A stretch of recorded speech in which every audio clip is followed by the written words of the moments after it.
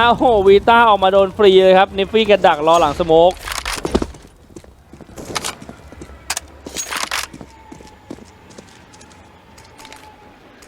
นิฟฟี่โรเล็กซ์ครับ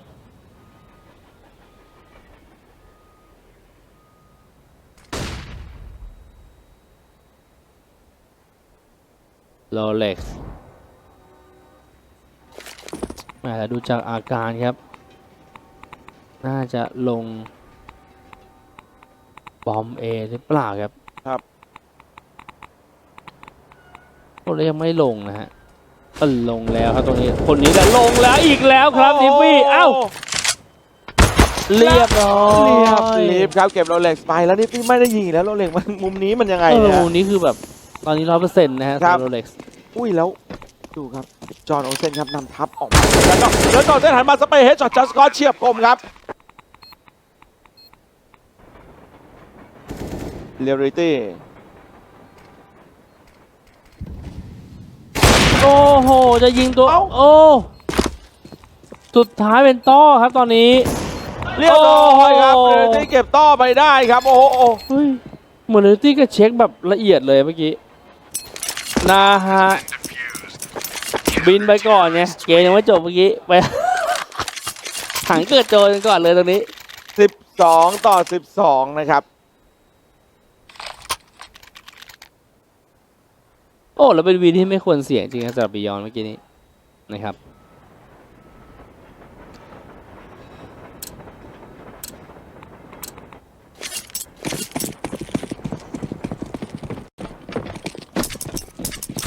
ใช่เมื่อกี้กิน่าจะเห็นขาต้อนิดนะใต้เทนก็เลยรู้ว่าอยู่ตรงนี้ครับน่าจะเป็นการแจ้งแล้วพอต้อขยับนิดหนึ่งก็มันก็จะเอาใหญ่ขึ้นแล้วเรียบร้อยครับพีโอโดสครับบีบทั้งไฟทั้งอะไรตรงนี้แล้วเทคืนได้จากต้อครับเก็บพีโอโดสไปต่อเสียเลยเป็นแค่ที10ไปแล้วโอ้โหแล้วต้อแก้ตัวเขาสแนปมาให้จอดจัสกอตไปเลยตี้เก็บจอห์นโอเซนครับแล้วเทปกิกเหมือนเปิดอันติเมื่อกี้ต่อโอ้ปาดแบ็คเทนเมื่อกี้เฮดช็อตอีกผมว่าคนทุกคนต่อไปคือจัสกอตนะมันไม่เล่นมา3 ปีแล้วหน้าแน่บอกเลยของไม่มาเมื่อกี้เรียกมาเหมือนเดอะฮักอะเวลาปลุกกลัวแล้วไงกลัวแล้วลงเวลาปลุกแล้วมาก็คือจะมาแล้วเทปกิ๊กโดนเคาะครับนิฟฟี่เฮดช็อตเทปกิ๊กไปเหลือต้อคนเดียวครับสำหรับทำบิยอนเรียบร้อยครับโอ้เต็งเกาหัวไปทีแล้วก็เกาหัวหันไปถามกิ๊กมึงตายไงวะนะ13-12ก็ทีมเมเปิลพลิกขึ้นนำบิยอน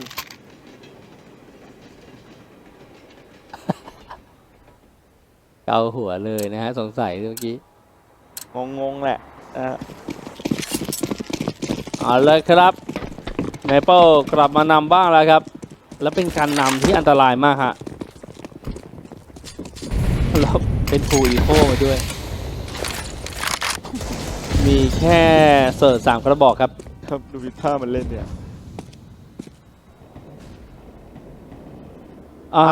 พีครับตัดเก็บต่อไปนะครับแล้ววิต้าฮะยังคงปั่นป่วนอยู่ครับวิต้าลีฟกลับมาโน้แล้วลีฟครับดับเบิลเฮดจอดไปแล้ววิต้าเก็บลีฟไปได้ครับแล้วไหลลงมาแล้วครับวิต้าไม่ได้ยิงครับโดนนิฟฟี่เทรดมา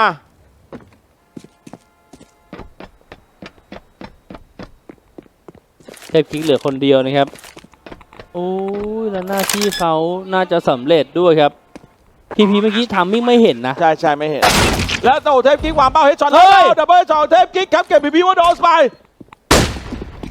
แล้วเทพครับโอ้โหแค่คนเดียวครับจัสกอตใจหายเลยแวบเลยฮะเมื่อกี้ถ้าดับเบิลเฮดช็อตไปอีกนี่บันเทิงเลยนะฮะ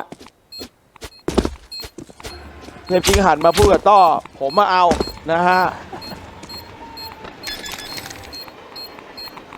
โอ้โหเกือบวิกฤตเหมือนกันนะครับผมบอกเลยหรือไม่ก็ถ้าเกิดออกมาห่างกันกว่านี้นิดเดียวอ่ะน่าจะมีจังหวะให้ได้เล็งนะฮะแต่พอเป้ามันติดเกินไปก็ยากเลยครับดีเซอร์เนี่ยมันต้องรอรีคอยเป้านิดนึงนะครับเมื่อกี้ถ้าเกิดมาไม่พร้อมกันดีกว่าหมายถึงอีกคนมาอีกทางนึงใช่ลำบากเลยเพราะมันกำลังเข้าข้อแบบนี้มันจะแบบพอดีไปหมดฮะ 14-12ครับแล้วเป็นวินฟูลบายแทบจะเป็นครั้งสุดท้ายของบิยอนแล้ว ถ้าพวกเขาแพ้อีกวินต่อไปจะจนมาก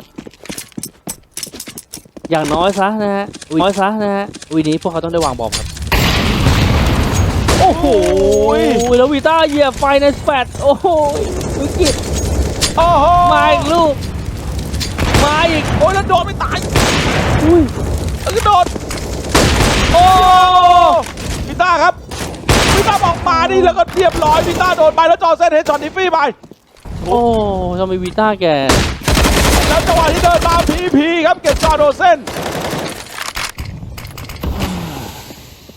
ร้อนจัดนะฮะแต่ละอย่างคือวีต้าเดือดไปป่ะเมื่อกี้เดือดไปนะ แล้วต่อครับเฮดช็อตพีโดสไปครับ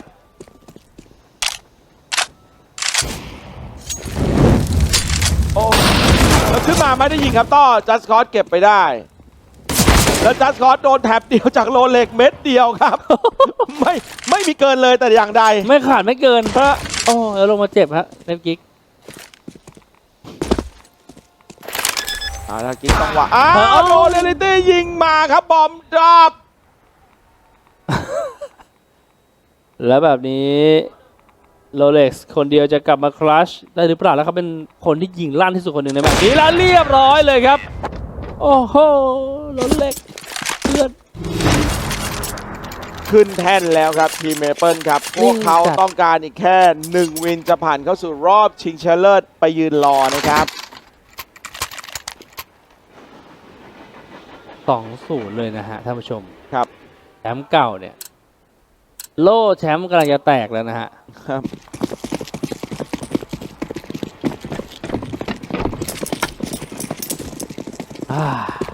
เอาเลยครับเทปกิ๊กครับ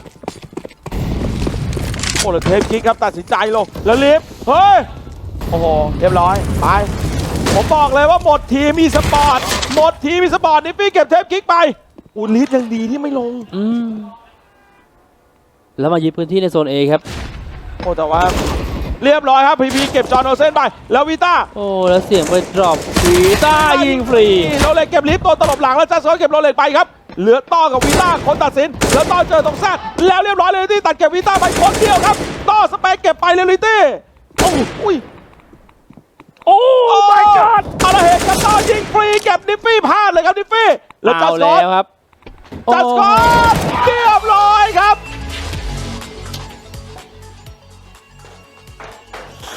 โอ้โหจัสคอร์ดแม่งเลาะเทนมาหาเลยครับเมื่อกี้นี้คือไม่ให้ต่อตั้งตัวเนี่ยโอ้โหกุลเกียรติมาตรงนี้นะฮะ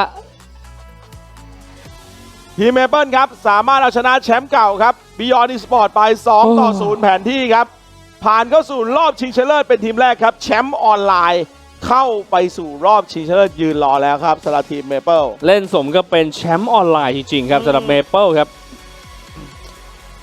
คือเล่นกันแบบเขาเรียกว่าสกิลส่วนตัวนำอ่ะครับทั้งการยิงทั้งอะไรมาดูฮะตอนนี้ครับสแตทครับบิยอนก่อนเลยนะครับก็ต้องบอกว่าเป็นท็อปแปกเป็นน้องโรเล็กซ์ครับที่แก้ตัวได้ครับ24คิวครับเทปกิ๊ก18คิววีต้า17ต่อ16จอร์เซน15นะครับเฟิร์สคิวให้ทีมมากที่สุดครับเป็นทางวีต้าครับ4ครั้งทริปเปิลคิวมี1ครั้ง2คนครับคือเทปกิ๊กกับจอห์นโอเซนเรตติ้งที่เยอะที่สุดของทางทีมบิยอนอีสปอร์ตนั่นก็คือ 0.99 ครับโรเล็กซ์นั่นเองครับทางด้านเมเปิลนะครับเป็นนิฟฟี่นะฮะนำโด่งขึ้นมาเป็น26คิวนะครับเรอร์ตี้23คิวครับลีฟ17เท่ากับทีพีโอเวอร์โดสนะครับจัสคอร์16คิวเรตติ้งแล้วน่าจะเป็น MVP ครับก็คือนิฟฟี่นะฮะ 1.37 เรตติ้งนะครับทำดาเมจได้เยอะที่สุดครับ 90.96 ครับ First Kill ให้ทีม3ครั้งแต่ว่า First Kill เยอะที่สุดคือ4ครั้งเท่ากันก็คือเรอร์ตี้แล้วลีฟครับ3คิว3ครั้งฮะนิฟฟี่เลยทำให้ได้เรตติ้งเยอะสุดครับซึ่งลีฟนะครับเป็นคนที่ทริปเปิลคิว1ครั้งแล้วก็คลัชได้1เก็บ2 ใช่ครับ1ครั้งนะครับนี่คือสแตทครับและแน่นอนครับรอบชิงชนะเลิศตอนนี้มี1ทีมแล้วที่ไปยืนรอแน่นอนแล้วครับทีมนั้นที่มีชื่อว่าทีมเมเปิลนั่นเองนะครับคู่ต่อไปครับน้องครับสุดเดือดเหมือนกันครับใช่ครับรูซิดดีมครับทีมนี้ต้องบอกว่าจะเข้าแข่งขันในทัวร์นาเมนต์อินเตอร์เนชั่นแนลช่วงสิ้นเดือนนี้ใช่ไหมที่ดัลลัสใช่ไหมที่ดัลลัสครับรายการ Dream Hack ดัลลัสพวกเขาจะเจอกับอัลฟาเลดครับซึ่งต้องบอกว่าเป็นทีมที่สูสีดูดีกันเลยเกินนะครับเราจะเบรกกันสักครู่หนึ่งเดี๋ยวกลับมาแล้วชมรอบรองชนะเลิศอีก1คู่อัลฟาเลดครับจะเจอกับรูซิดดีมเบรกสักครู่หนึ่งครับครับผม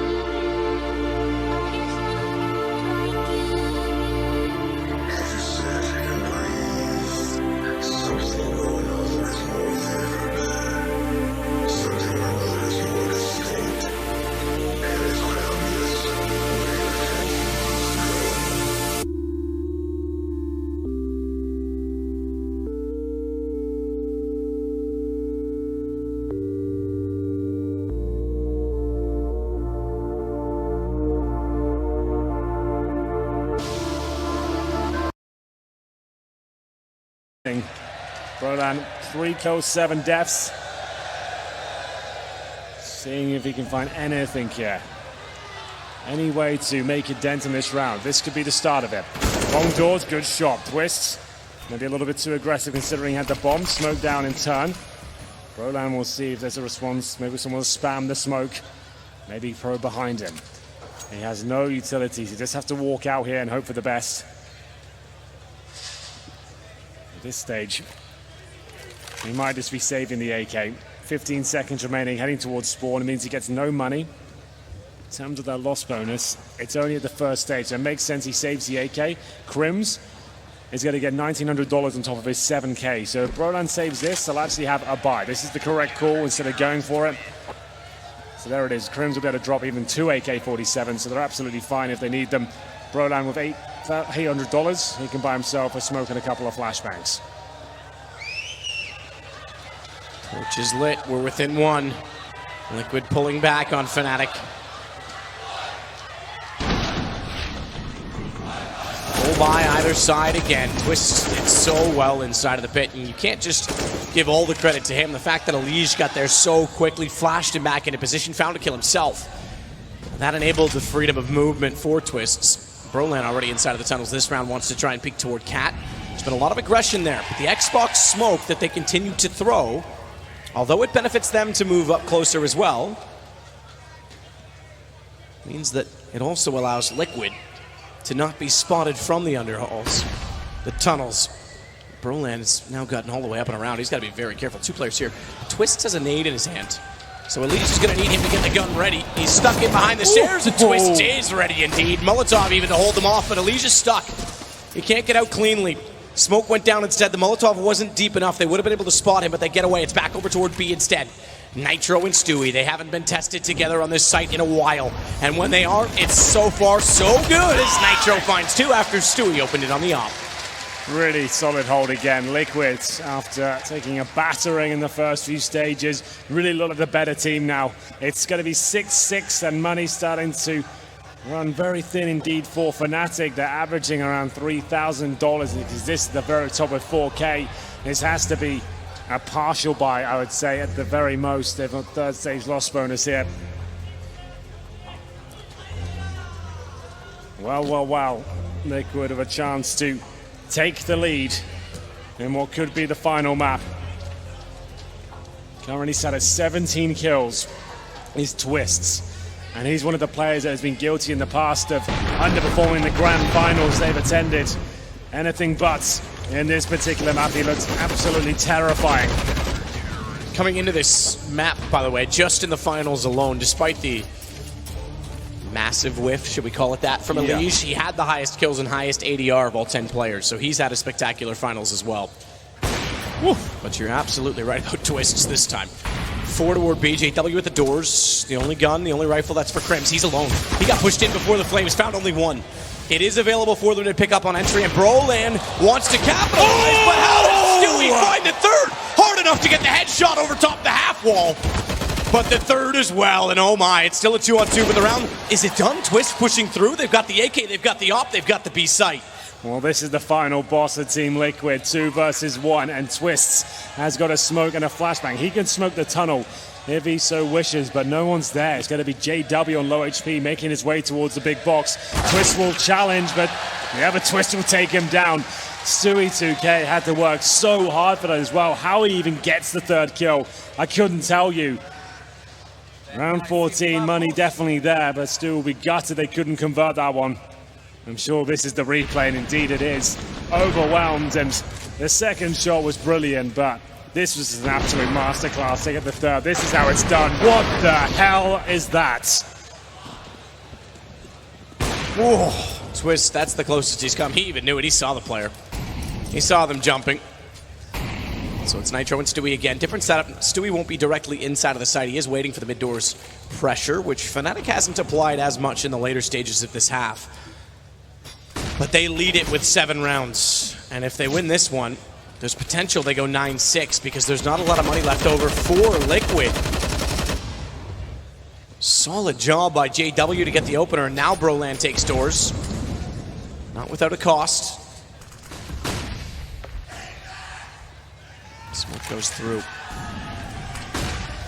Bounce smoke as well. It actually landed on the box above, so they've got to redress that. And Elige was a little bit late to identify the missed throw.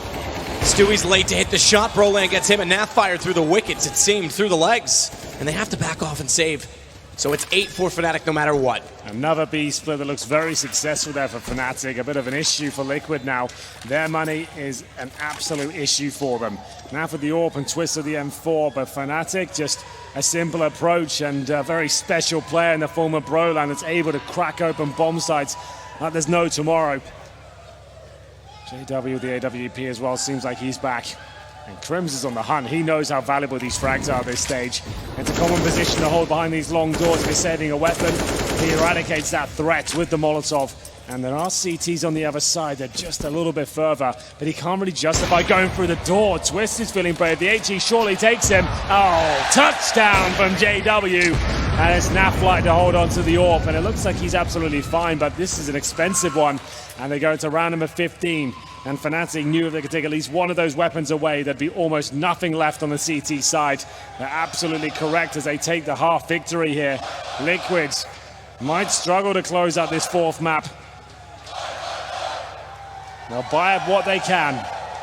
Final round of the first half, and the 2 AWPs for Fnatic here, looking for damage through the door. Nothing inflicted. No auto snipers this time. Broland could have brought one out for the final round. And it's Elige. Famas, not the most ideal weapon for that encounter. He does decent damage, but not enough to get a frag yet. Twist is holding. Stewie's so close. Run and gun potential, Stewie. We saw even Naf on overpass elect to use the pistol to catch off Twist's aim. He baits it out. That's where the CZ's good, but he didn't punish him enough. Push in a little bit more. That last 7 HP falls. A very different round because then you've got an AWP perhaps in the hands of the CTs at long as well. Pistols can't quite do it instead. Damage again onto Exist. They're so low. 3 players. 4 if you want to include Broland are so low, and JW does well to get away from the flames. So low indeed. JW, you know he's going to hit that shot though. That's his bread and butter. Exist, he's got the information there towards middle, but taken down, 4-on-2, still a huge advantage here for Fnatic. The bombs planted today, CTs look isolated. They've got threats towards lower B as well. They know JW's there and he's wasting so much of their time. He gets another kill, insult to injury, and Fnatic have brought it back. It was looking so good for the comeback there from Team Liquid. They looked like the better team in the mid stages, but Fnatic now hitting all the shots, applying the pressure and running around as a wolf pack. Could this be enough to take us to the 5th map? You'll have to find out after this break.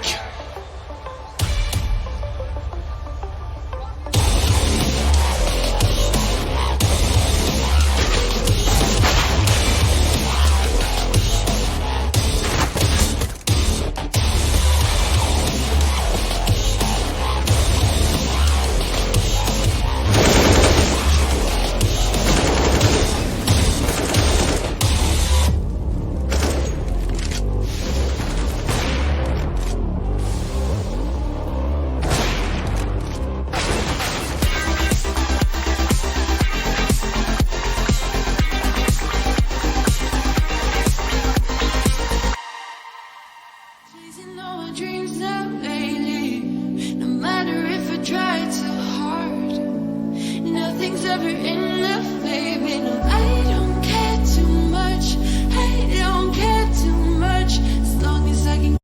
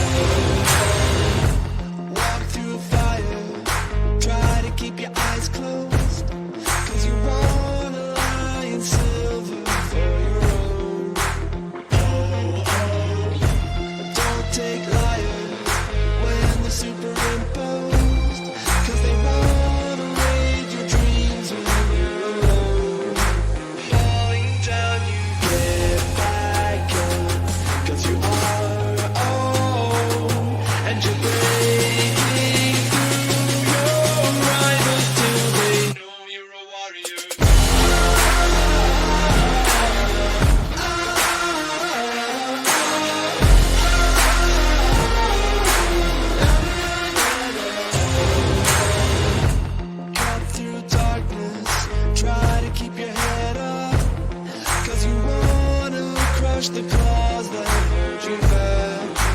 Falling down, you get back up. 'Cause you are own, and you're breaking through your rivals till they know you're a warrior.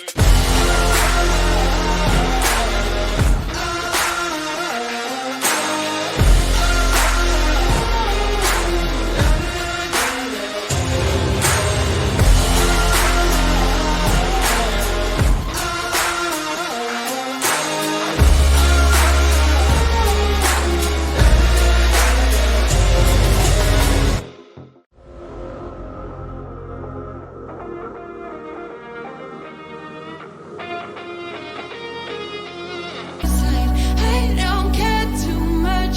We got time, no rush. In your eyes, I always see there is something meant for me. In your eyes, I always feel different.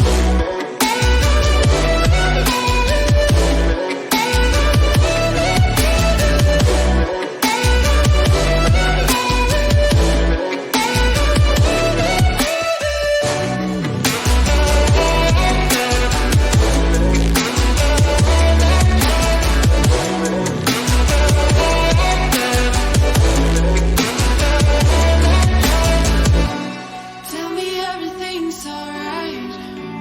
Life is just a bunch of faces, and if it's not, we'll still be fine. I know we're going places. I don't care too much.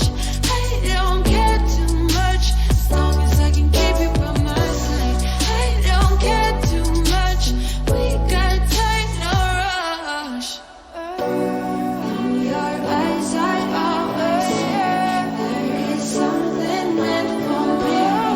In your eyes, I always feel different.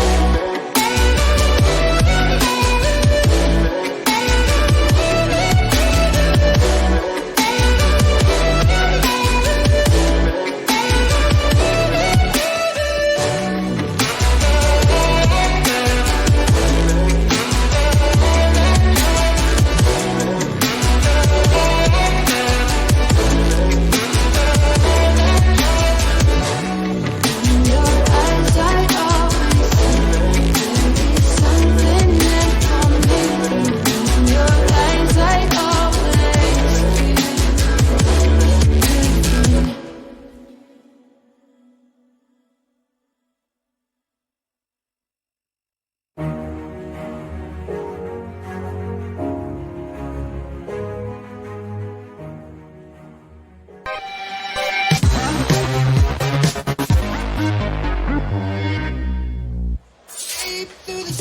Fnatic this time of the 9-6 lead. That's what Liquid had last time when they swapped over to the T-side of Mirage. Fnatic are showing a little bit more on Dust 2 than perhaps Liquid was ready for. Twists was dominating. He sits 17-7, but it highlights, and Naf on 3 as well, by the way, playing in support in that role, but highlights how much they went toward B. And Stewie and Nitro, they gave it their all, but they couldn't quite hold them off enough for how fast they exploited middle. Yeah, that B split, like Chad pointed out, very quick one. As usual from Exist, was difficult to contain. Brolan hitting all the shots they came through and just couldn't defend them off. Needed more adjustment. Will be Liquid now on the T side. I see Stewie making his way through lower B. They've got the Xbox smoke down, but Brolan more than ready to duel as they flash over middle. Great flash, but can't quite find the headshots. They're already real damage, but a second bite of the cherry. Brolan, he'll find 3 in total. That is something quite special. He is relentless in his efforts towards short, and he is rewarded. 3 headshots, bomb down, and pretty much round secure. What a gamer. Absolutely. What a baller this guy is. Stewie's going to go through middle and try and pull this backy and Naf. For whatever it's worth, Exist is still inside of the site. JW, Firebox can swing out of the direction. That's what he's waiting for. They have the bomb at Catwalk. They've left it there. Naf does so. Looking for a peek. He's actually going to drop. That'll kill off JW. It's a good team play. They knew that he was in there and they pinch him. Stewie goes back for the bomb instead. And they'll work the A site. One on ramp. I think the better call is to back off this, but how do they go about it? Because Naf doesn't have a smoke to hold off CT, which means he's trapped in there. Whether they went to A or back toward B, he was going to be spotted by one direction or the other. And Exist makes no mistake to find him first. Stewie's left it with a 1-on-4.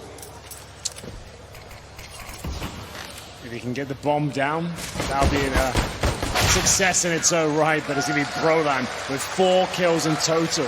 I love his confidence, man. The fact that he missed those first 2 shots, you think most players will fall back. They know I'm there. He gets a flash again and goes around the corner, gets 3 headshots, and he just looks so calm about it as well. Remember, he's so young and is playing at this sort of level, making these plays in a grand final against one of the world's best teams. This sort of talent doesn't come around every single day.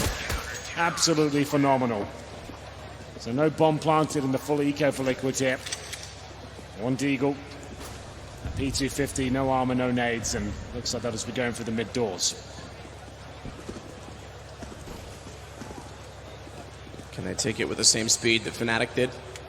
Back toward Cat instead. Crims is the first they'll run into. Crims does have the FAMAS at range. Opposing to what Liquid did, they actually go for more rifles, so 2 FAMASes rather than the MP9s. And I touched on the fact that holding on to those SMGs on Dust 2, you want to play areas like long, cover off on the ramp towards shorts. There's so much more distance to cover, open areas and angles to cover that the SMGs are not as viable. So they've prepared that if they win this round and they do it efficiently, they at least have rifles to go against what will be AKs in the next. Definitely. At this point, he's trying to deny the plant. Twist is doing a great job of finding damage. He's hoping a tag connected, but the grenade does, with the bomb should be planted here. Twist is a very strong sniper, and at this point, probably just wants to wait for his teammates to turn up. They are going to win the round, Fnatic, but Liquid will be happy the fact the bomb goes down. That enables him to get an extra $800 per player. Nice shots from Nitro, not quite enough. That's another 3 dinks to the Glock there as we close things out. It is a clean sweep, but like we said, the fact the bomb is planted is a success for Liquid. They can even afford an AWP if they really wanted to on their T side now. I'm not sure they will. They don't necessarily rely on the AWP. But a map like Dust 2, you never know. It'll just be a glass cannon that's not really required at this stage. Fnatic up 2-0, but things could change here. We have 2 FAMASes, a Scout, a UMP. Only Brodan with the AUG. It's JW's top fragging for Fnatic right now, and Twist still on 17 kills. He's been stuck there for about 5 rounds now. They play for the IEM Championship trophies. Again, goes toward the Grand Slam as well. Fnatic might be forcing out a 5th map, might even be denying Liquid a chance to get 1. Chances Liquid have had many times before, and Crims with 2 at long gun round already going their way as well. We mentioned the fact that they didn't go to SMGs. FAMAS shows us why. 12-6, and this puts a lot of pressure on Liquid. Inferno is the 3rd map, or excuse me, the 5th map, the final map. Yeah, might be going there at this point. Only 1 kill found and a lot of damage inflicted to the Team Liquid offense. Naf's down to 34, Stewie just under 70. And upper B control for Brolan. He's actually managed to sneak his way through. And he's actually got a ton of information here. He's going towards T spawn, so they know it's going to be an A-side attack at this point. And you'll see the adjustments come through momentarily. Incendiary's thrown to buy some time to get closer to the choke point. Warp rotates out of the B-bomb side. Actually, the Scout and Twist, I beg your pardon. 50 seconds here as they wait for the smoke to go down and they can make their next move. Crims tries to sneak back in. Couldn't do it. Elige catches him off for it. That brings it back to a 3-on-3. It's Stewie. And we held off by the Molotov. That's only about a 7-second duration. That'll give them about 25 to work the site. But Brolan, man, oh man, every time, isn't it? Every single time he knows when to push, knows how to do it, knows how to get behind, and he'll do the same. With the bomb going down, exists with all 3. Brolan's not required. Wow, this is one of the best tournaments Exist has played in some time.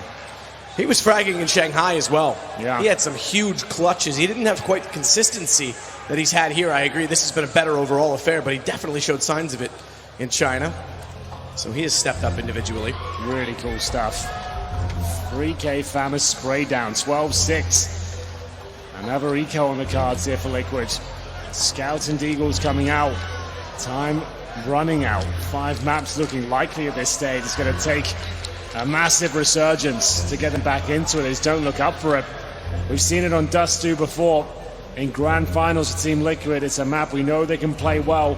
When they get to this point, that's when it seems to look a little bit slow.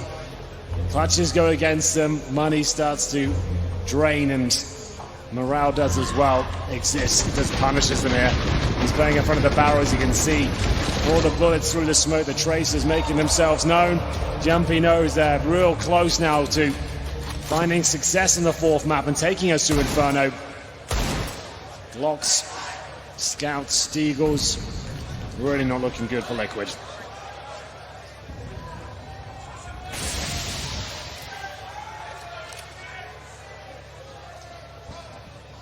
Box boost long. If they push through this time, they'll certainly get caught off by it. Stewie will back away to go get the bomb and spawn. Pistols again for Liquid. Ooh, that gun barrel's there. That's the invitation Naf needed, but JW spots it and gets away as well. I don't think I've seen too many players actually check that corner. Right. It can be such a fantastic spot as well. But if they've watched the demos of Liquid, they'll know the tendencies. They know it's a spot they like to use, and it's worth a check. So that's exactly what JW will do. Objective here, get that bomb planted. They were successful before. Twist this time with the AWP, avoiding the flashbangs. But it looks like a plant is certainly available here. Maybe a bit more. The fact they have a couple of deagles, maybe they can do something with this. Unlikely, but we'll see what they can do. Zist. He still waits underneath in CT. Bomb already planted. He wants to try and swing back into it. Elise, though, Catwalk has to hold him off. Can't do it with just the Deagle. Now they're surrounded. JW's already close. Distractions from Spawn. Line up, but he's going to go to the pistol. Twist gets one more, but burns alive. He could not get away. And they swarm the site, but at least give Liquid a little bit of a chance to build up money by having the bomb go down. 3 to go, and we find Inferno. It feels like a certainty now. Liquid just can't get going here. They haven't got a single round in the second half so far. It's 4-0. It's a Fnatic on their CT campaign, but here comes the AWP on the T side. It's Nitro that's been quiet here, 5-14. Naf as well, 4-11. Round 20, Crims looking happy with the situation. Spamming their ults as they cross over. I like that. JW's had enough of it though, even though he's tagged up. He still wants to go as he takes Sui down. Exposes his head, and JW rips it clean off. Oh wow, this is looking good now. We've talked about this double orb setup before, and you see it in its true power there. 5 versus 3, Liquid surely done for here. I would certainly sense that. You could be right. It doesn't look like there's much hope to get back into this. Twist at least gets long. And leaves with him. Bomb still down toward the doors. Crims is going to play very passively towards CT.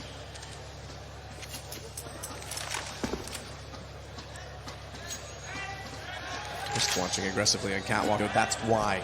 You don't need to be aggressive on both sides of A. One or the other will do. You can play the retake and hold the positions. These will clear the car on the way by. First smoke in. Second one follows. Flash on top of it. Elise over first. Flash high. Game likely. Oh no, bomb down from Cat. Elise gets the shot back, but they've got to gather the bomb. It's inside the smokes. How do they sneak in? With 3 players on the other side. Make it just 1. 2 of them are going to rotate back toward Catwalk, so there's a chance. Molotov to hold them away. But Naf's watching and realizing with the smoke gone, their chances of just to get that bomb is more difficult. Elise at least fires back in with the creep. And he'll get a plant because they're just far enough away. So Liege will do what he can here. Very well versed in the Krieg, but he has got presence from long as well. That's going to be Brolan. He surely can't do anything with this. It would have to be something tremendous. Flames come in just to make things even more uncomfortable for him. He's got no utility himself. Needs to start finding headshots here, but Exist will continue his brutal rampage here on Dust 2. That's another round on the board for Fnatic and Liquid. Sure, they get the plant. They have maximum loss bonus, but they are running out of time. It goes 14-6 now, 2 rounds away from Inferno. Bye there for Fnatic. And of course, with the double orb setup now, Liquid will scrape together what they can as they take the time out of this stage. Still in this one. They can bring it back. But they need to work out how they're going to operate on this T side. It's looking very flat right now. Still yet to post around. 5-0 down.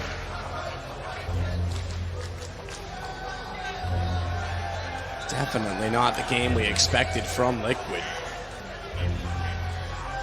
Just haven't been able to get the ball rolling. Certainly haven't been able to string momentum together. 4 from 5 rounds in the first half is the best they've had. They've got none so far in this second half.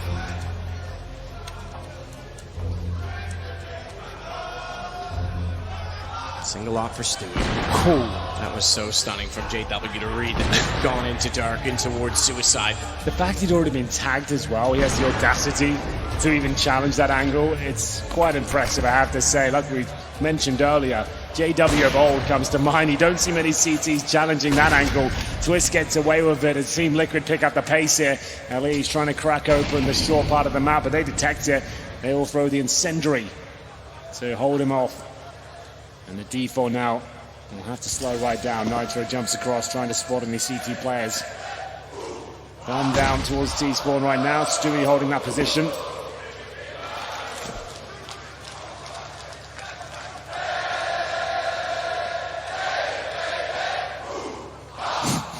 Stewie.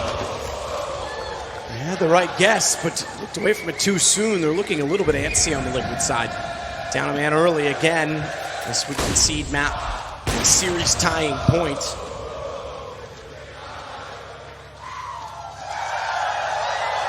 We mentioned it, you and I, we have a tendency to cast the ones that go all 5 maps. I think we're going to be there again. I'm getting almost deja vu from this one. It's reminiscent of the New York It Grand is, Final. and I believe it was almost the same win order. 1-2-2-1. And the one being Mouse Sports in the final map. Late in the game, it was Chris J with the ace that killed the economy and really drove it home against Liquid. Yeah, Liquid, after the slow start, to be fair, after overpass there, it felt like they sorted their issues out, but JW, he's giving them more and more. They're not checking the position at long. This is a clean sweep by the looks of things to find map point and pretty much locking us in. Twist is trying to close it out in style. I wanted it to hit. It's not going to happen. We'd have to settle for our usual shot. They could throw it away here. They're not doing it, are they? The jump shots were a little bit too bold. They get there in the end from Catwalk. They can laugh it off only because they won. But they certainly did give him a chance at it. Oof. He has been the chance Liquid have had. He sits on 22. The next is Elige on 12. He's 3 higher than that of JW, who's the highest on Fnatic, so he's the only one that showed up so far for Liquid. Indeed. Very quiet game. Does not bode well for Liquid going forward. We've always talked about their issues in grand finals, and the scenes we're witnessing right now suggest this trend could continue. What is Brolan up to? He's rushed T-spawn on the CT side, through the mid doors. 4 of them in B tunnels. This is done, Matt. There's no way they can hold this off. He's got all the information in the world. Yep, and he'll keep going. They're going to be locked in too. Smoke's down. They're falling back with the bomb. He could get that early. Ooh, but he could also be overcommitted to looking at the lower tunnel spotted. Ooh, and Naf saves it. That was the round. That was it. Brolan gets that bomb down. And there's so little work left to do for Liquid. Now at least they get it to 4-on-4, but Twist looking high, realizes they've cut back through the tunnels and through the doors. He gets 2. It's only that, though. Nitro able to open it up. They can try and exploit B. That requires Naf being absolutely perfect, and Crims has the shot. And the bait pulls out. Bomb drops. Just Nitro. Inferno looking like it is mandatory. And Liquid now have to realize it's a must-win series. They cannot fall victim again. They cannot let Fnatic come back all the way. 16-6. We have 5 maps. There wasn't a single analyst who thought Fnatic had what it took on Dust 2 to get us to Inferno. Liquid starting to fall asleep here. I can't really explain why. The fragging potential's dropped off. Naf finishes with 5 kills. Nitro is 6. Stewie doesn't break double digits on a map like Dust 2 as well. They've got the perfect team, the perfect recipe to be strong at this map. And we know Fnatic, yes, they have strong aimers as well, but their preparation and strategic approach hasn't looked great on Dust 2 recently.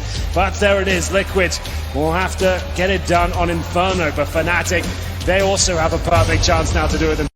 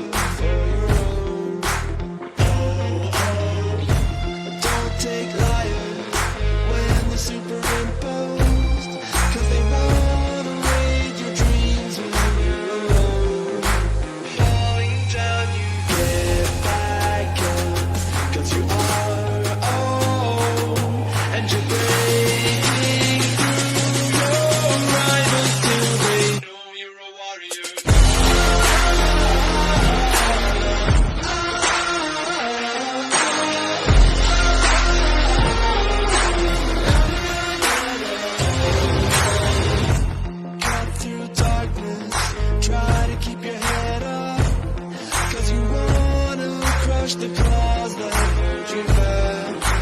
Falling down, you get back up. 'Cause you are old, and you're breaking through your rivals till they know you're a warrior.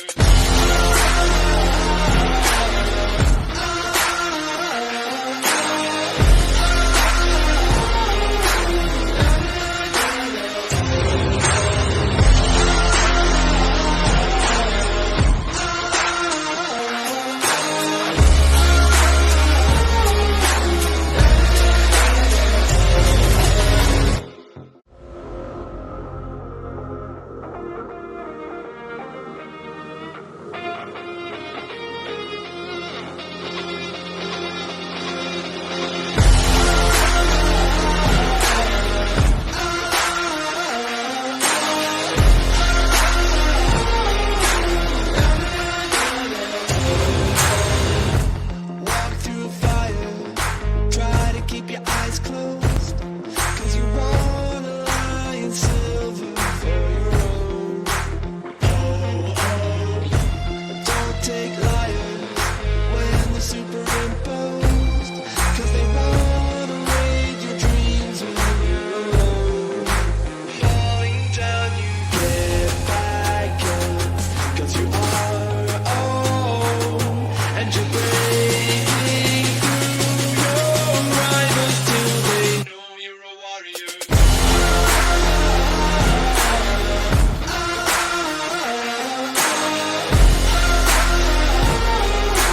Fitting that we go all the way, and how fitting that Fnatic play another long series. They are on the rise. A final in Shanghai, a final here that they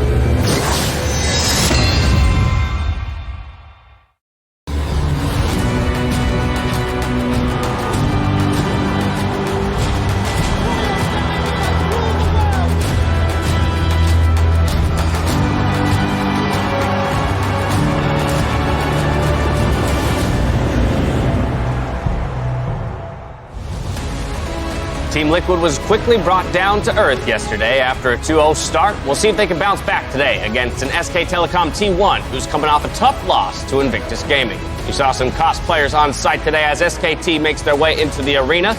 Moments ago, Team Liquid in tow as well. Big matchup for those two to close out the first round robin of MSI groups. Hello, everyone, and welcome to the MSI Countdown, where for 30 minutes we discuss how the teams are using flex picks and give out some much-needed pep talks until the timer reaches 0 and we jump into Champions Select. Now, today's action kicks off with Team Liquid versus SKT, followed by Flash Wolves taking on the undefeated Invictus Gaming. From there, Fongvu Buffalo and G2 Esports close out the first round robin before SKT look to get their revenge on the LEC champions, with IG and PVB closing out the day. After 4 games played for each team, the reigning world champions are the clear frontrunners here at MSI 2019, still undefeated in first place. G2 are next in line to challenge them, followed by Team Liquid and SKT, who are facing off in our first game. We've got the hometown favorites PVB, who have struggled so far in the group stage and need to start picking up wins quick if they want to challenge for a semifinal spot. And my mind still goes back to yesterday. Invictus Gaming hitting up 4-0, taking down SKT in a 16-minute game. Record-breaking. I can't wrap my mind around that, so it's just like, all right, well, I guess this is what we're starting off the day with.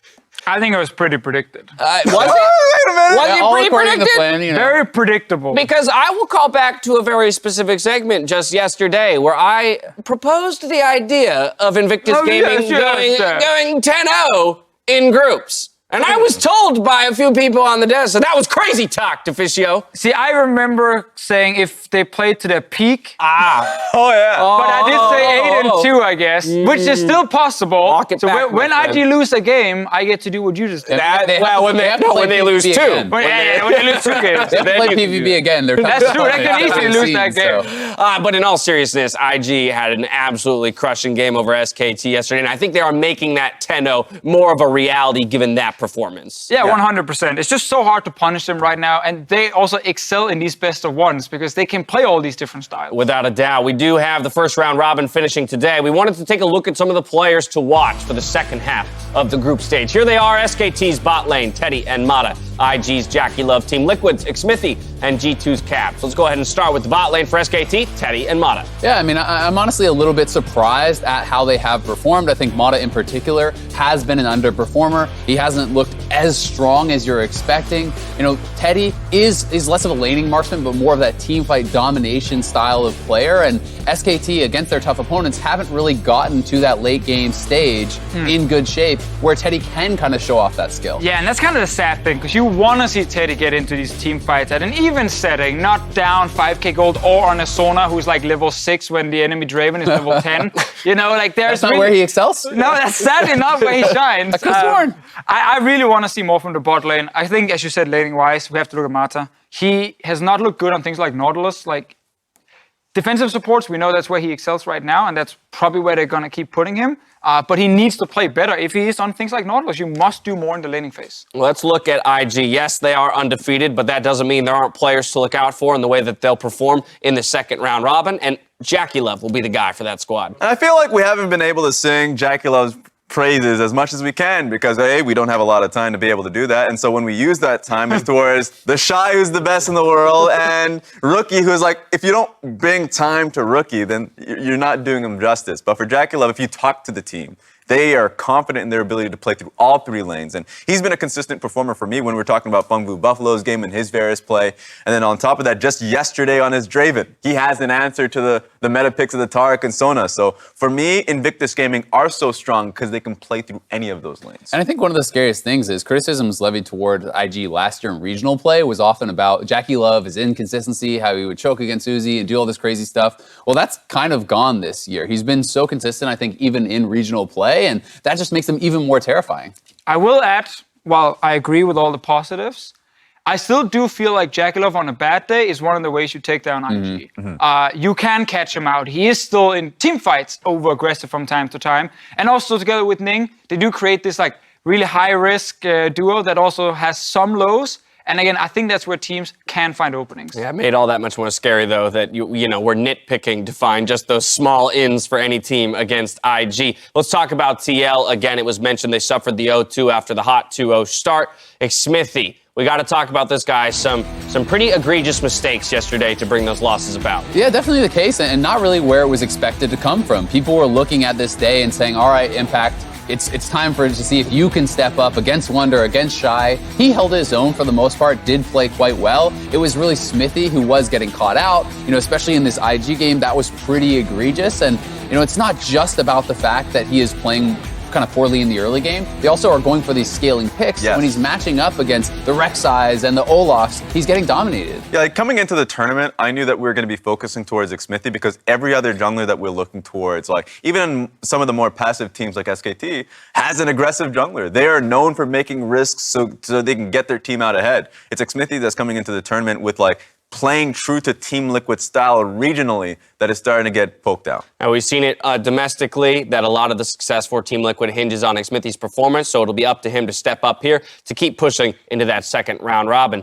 Finally, the LEC champions G2. We got to talk about Caps. He's looked good against everyone except for Rookie. And he didn't play Rookie yesterday. Exactly. There we go. So he looked very good. And I think that's an important thing to highlight, especially against Team Liquid. I think every single European fan, they were looking forward to that matchup. They were really looking at the mid lane, Caps versus Jensen, two Danish mid laners fighting each other. I think it's an important thing to notice. And Caps ends up looking fantastic in that game, in the 1v1, but also together with Jankos. And that's a mid-jungle synergy we like from G2 that's maybe missing on the other side from Team Liquid. And they brought out the Sylas and really brought strength to it. In day one, we saw Sylas going to the top side of the map, not able to, of course, always get counterpicked really against, always get shoved in. What we saw, you already mentioned Jankos being able to get him through the laning phase, but then he just essentially slammed Team Liquid, or specifically Jensen, because he got into the mid game. And we got to see G2's mid game start to shine.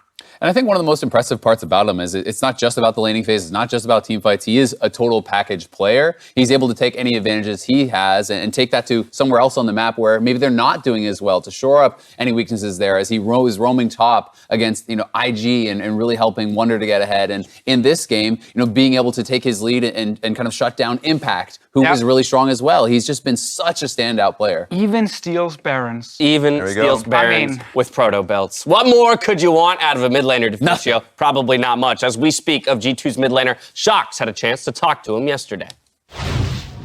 Thank you very much. I got a chance to catch up with G2's Caps after their game versus the Flash Wolves yesterday. They are now 3-1 in the group stage, so I really wanted to know how he's feeling about his personal performance so far. And he was very honest, and he said, I think I've been underperforming. I don't think I'm playing the best that I can just yet, but he also added that he isn't planning on peaking, or the team is planning on peaking too early in the tournament. Their goals are set on the knockout phases when they can play LPL or LCK in a best of 5, and the ultimate goal is to be good enough to beat them then. So he's personally not too worried that some of the games G2 has played haven't been that clean. He also said about a possible rematch versus IG that he thinks IG is playing pretty disrespectful and that they have a chance to take them down. I, of course, immediately asked, have you guys been playing a bit disrespectful at times? And he said, well, maybe a little bit, but we will be cleaning it up as we go forward. So far, so good. Cap's not too happy yet, so we can expect more from G2 Esports. Back over to you. Thank you very much, Shox. It looks like G2 will be looking to clean things up, but on their current track, they will make it out of groups and perhaps get one of those best of 5s against either the LCK or the LPL. When you're down after a tough loss, though, all you need to do is get back up from maybe catalyzed by an inspirational speech. After the break, we'll try to ignite a fire in some of the teams as they continue their run for the MSI title. So don't touch that browser.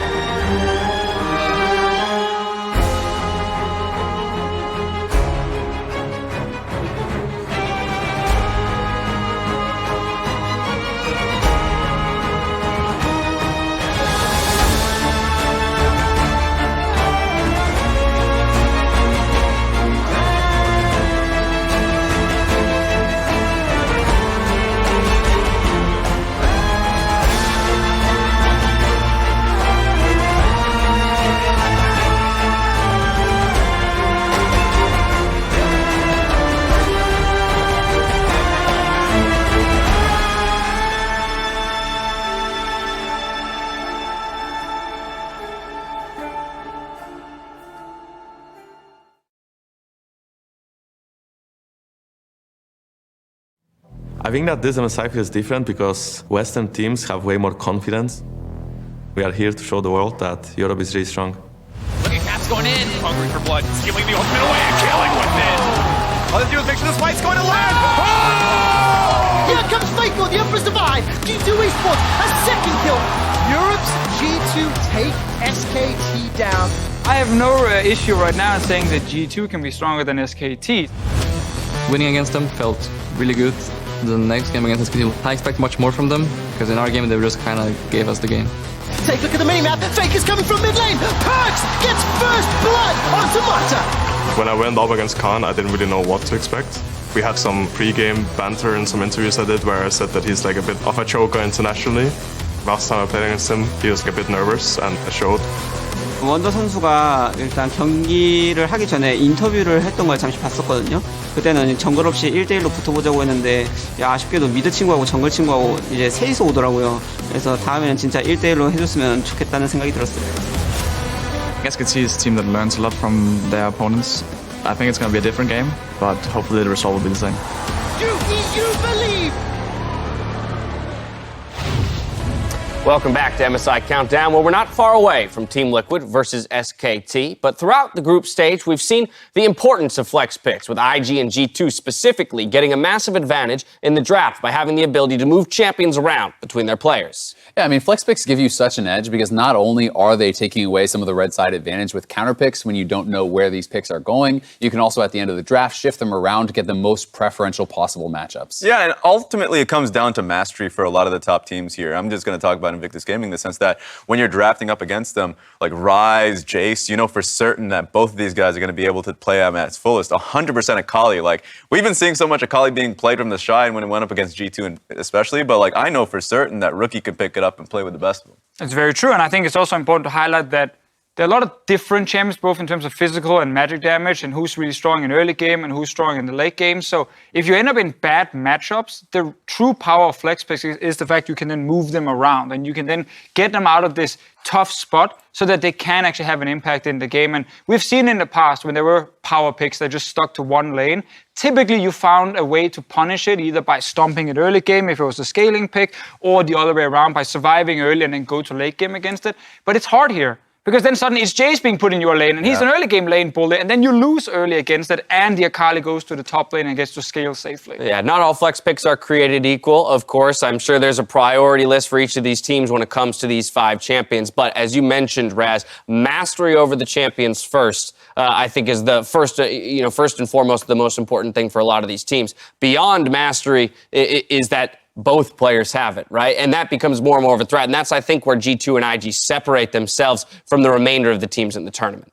Yeah, 100%. I think that G2 for me, and I know we're going to see a lot more of them, I think they're going to be the team to watch and going up against an Invictus Gaming just based off the solo laner's strength. It's just been kind of apparent that when we've been seeing G2 play, their bottom lane has been underperforming. And as they come into line and ranks, that this team would be a lot more consistent. I like, though, that they're kind of playing differently with the flex picks, G2 and IG. G2 really want to split push. And they're willing to stick to the side lanes and take 1v1 fights out there. IG, it's a little bit more random if they're actually sticking to the side lane or if they just go for more fights specifically, but they know they can execute all these different skirmishes on these different champions, like the Shy's Akali play from day one, near the red buff where he's like diving around, he dashes in with ulti and then W's back to his shroud. Like, things like this is just absolutely beautiful to watch. And that's what you get from IG. G2, they stick to the split pushing style. So what do you do if you're not G2 and IG then? Because obviously there's still lay down and cry. That's it. I mean, because there's only so much runway left, right, with the tournament, and it'd almost be too much to ask for any of these players to level up their mastery of all these champions at one time. I mean, you either have to accept the fact that you're going to have a pick and ban disadvantage, spend the bans to target flex picks, and then just start the game on the back foot, try to outperform them, or as Martin was talking about earlier, try to actually break the meta, try to come out with something different, whether it is, engage champions in the top lane, bring out tanks, or some way to try to punish if people are going to side lanes. You have to show something else, because if you're just trying to play the same exact style and the same exact champions that IG and G2 are doing, and they have a pick and ban advantage and are executing better on that, then you have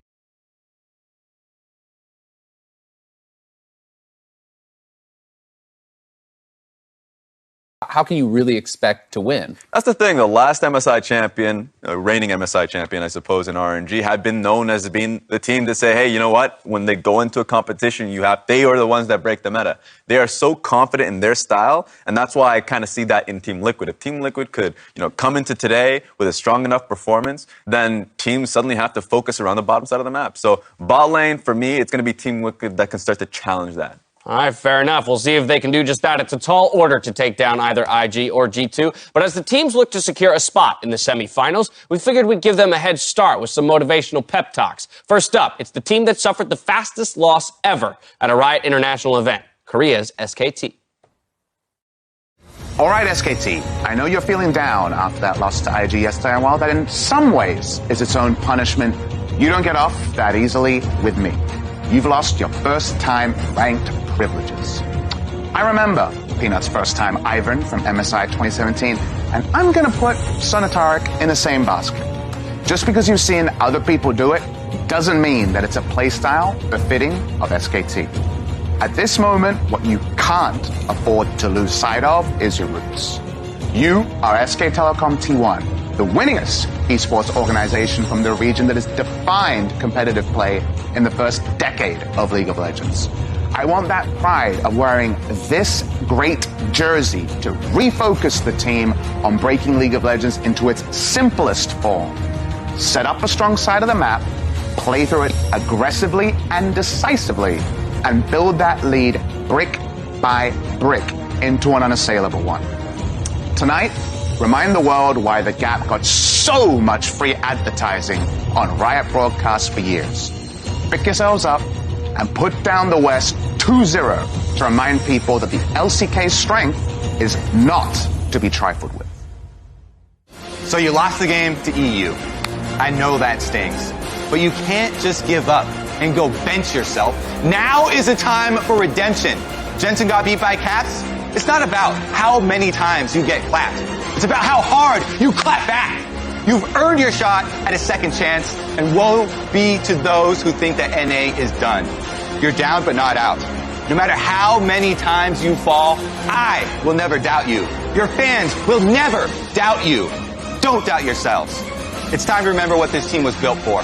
You may be paid for by Steve, but you fight for NA, damn it! And today, we write our own history. The legacy of Team Liquid starts right here. Now get out there and show them how swift NA's wrath can be. G2 Esports, you have been my king for 5 splits out of 7. You've repped Euphoria to the world every year possible. G2, you vacationed when it was not appropriate, but you never gave up, and you won when it felt royally random. Your captain conceded his mid-lane kingdom to pursue a truly remarkable legacy, ADC legacy. Now challenge the world champions. Earn the title for yourselves. You've proven that you can best the rest. You've shown me that you can flex. You've got the macro. You've got the micro. Only G2 can stop G2 from winning. It is your true dynasty. It awaits. Can you feel it? Can you see it? Take G2phoria to the next level. I do believe it! G2, you can do it! Well, we'll see if they believe it too. We'll see if this inspired G2, Team Liquid, and SKT with the LCS and LCK champions facing off in our first game. More on that when we return.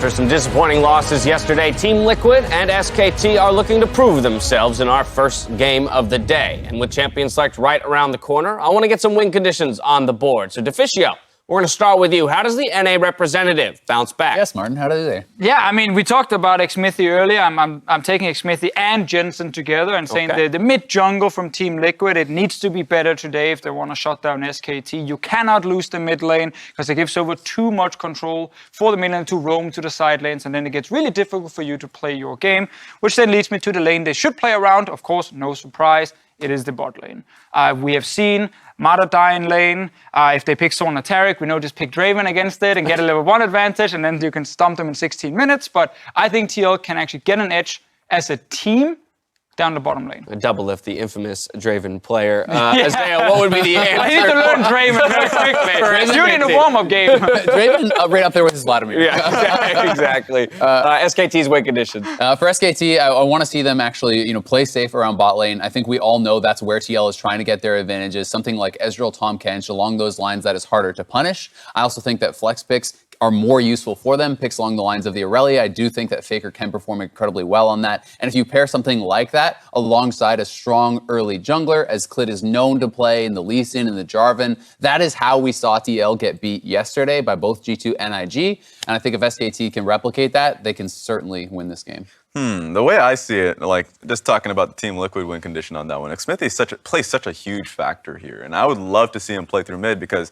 outside of the G2 matchup, I thought that Jensen has had a phenomenal tournament thus far. So if we need someone to succeed, at least in the early game, get Jensen ahead and don't let some Olaf run him down. Yeah, I was going to say, in the first day of games, we did see where when Jensen is set up to succeed, he really can push Team Liquid to a victory. Conversely, yesterday showed that if you put attention towards the mid lane in terms of keeping Jensen down, boy, it can look ugly pretty fast. Yeah, and it's also because, one thing is his own play yesterday against Rookie and Caps. No offense to Jensen, but he is not as good as these two players right now. Another thing, again, is why we keep mentioning jungle. If you have a Sejuani or Hecarim next to you, and they have a Rek'Sai or Lee Sin or Olaf, well, it gets even harder then to actually play the game around the mid lane. So that's why the jungle matchup is so important and why it is a feature matchup for this series. Yeah, well, it's been a little bit interesting because it does feel like TL is trying to break the meta a little bit in terms of at least the jungle picks. Break it the other way. Don't break it that way. I mean, but it is one of those situations where it's like everyone is going early game jungle, and he's like, nope, we're going to farm to 6. It's not working out for them, though. So I definitely would like to see him be able to match some more of that early jungle pressure. Right, and the Trundle, Sejuani, Hecarim so far for Xmithy. Where would we like to see him go then? Towards the Rek'Sai specifically? Rek'Sai is one thing that I think that he should go towards. Olaf is another one, not just because we saw Jankos play it, but also that's in his champion pool. I know he's played a lot of Lee Sin, but ultimately the reason why I'd want him to play that style in particular is because it seems like the entire jungle pool in the tournament, other than Boogie, has been really focused on being aggressive, proactive, and he needs to be able to combat that and really buff up how Jensen has been playing, and as long as they can get that mid game going for them, or at least the early game going for themselves, then I have faith that Doublelift can come back with the core JJ in the later portions of the game. If we step away from jungle and mid lane, I think looking at the rest of the compositions, because drafts will be very important here, we're not expecting a game with 20 kills in 10 minutes. It is most likely a slightly slower one where there will be room for some team fights later on. And I think it's important for both teams to look at that and remember, you're not playing against IG at the moment. Right. You can actually go for scaling on your side. I think if you look at Impact up in the top lane, he had the Aatrox pick yesterday where he did fine in the early game and he got a turret, but it was hard for him to teamfight. You can swap that out with something that's a lot stronger in late game teamfights as a frontliner for the team. That's something we know he can play and will play if he's not obviously getting completely counterpicked. And there's things like this that I'm looking for. Who actually gets the strongest late game draft in a game we're expecting to last longer than 16 minutes? My greatest concern is something we've seen during playoffs globally, but not so much in the tournament. We saw it in G2, and that's what I'm concerned when they go up against Team Liquid and they go for vertical jungling. We split up the sides of the map and make it so team like Doublelift and Core JJ are actually under a tremendous amount of pressure no matter how you draft for them. Then suddenly Team Liquid need another play style. They need to either play through mid, and in that situation they had an opportunity to play through topside, but they showed that even with 2 early kills, the matchup was going in favor of Impact. that they actually just continue to leave him on an island. And I think that concern can be amplified by the fact that the supports for both of these squads seem to be struggling a little bit. We've called out Mata with some uncharacteristic mistakes. AJ has had a number of his own so far this tournament. Yeah, I mean, and I think it's been in particular more on the engaged supports. Certainly Nautilus is a newer pick in the meta for these guys. They're not as practiced on it. I think both of these supports have been very, very strong on the defensive supports. JJ throughout North America obviously was known so much for his Tahm Kench, his Braum, these sorts of champions, and they haven't looked as clean on the Nautilus. And it's a bit of a shame because obviously we know both teams have tried to draft some lanes that could actually win 2v2. Yeah. But then it is like, as you said, like some of these early trades that goes wrong, or in the late game it's hard to do a whole lot. So I also wonder about Zone of Taric for SKT specifically. After yesterday, I think picking that against IG as for the first time you're picking on stage, like very risky, very hard as well, and definitely the wrong team to do it against. I want to see in this series, I expect it actually to be a possibility for SKT, despite the loss yesterday. Because I think against Team Liquid, that is the correct team to try it against. Yeah, in this meta, in this tournament, preparation per team is super important. We saw that when IG almost lost to Fengvu Buffalo. Like, you have to be well prepared for the team you're going up against. And certainly, I think Tark should just be banned, like 100% in going into the set, because it is, if you're Team Liquid, and even SKT should certainly come and say, yeah, like it is a good pick in this matchup. Yeah, well, both of these teams currently sitting at 2-2. It should be recognized that this, in a sense, is a battle for third place at the moment. Of course, only to close out the first round robin. But you do want to start positioning yourself for the idea that first seed will get their pick of opponent coming out of groups. And if we truly believe IG is as terrifying as they are, and perhaps as much of a favorite as they are, that's the team you want to avoid in the semifinals. So solidifying yourself as at least the third best team here more so guarantees you maybe a matchup against G2. And I'm worried for Team Liquid here, because for me, personally, it doesn't matter how well they play this point forward. If they don't hit that second place spot, and if we're just having a conversation, would IG rather face SKT or Team Liquid? In a best of 5. Exactly. They would much rather face Team Liquid, because the last time we saw it in an MSI tournament where SKT underperformed in the group stage, they were a best-of-5 team, and they came in strong with their strong individual players. And that's why second place becomes so important. So you can't actually be chosen, and that becomes even more important to pick up wins now, and hopefully try to be able to, for these two teams, challenge G2 for that second spot, because that's the only kind of guaranteed way you can actually avoid IG.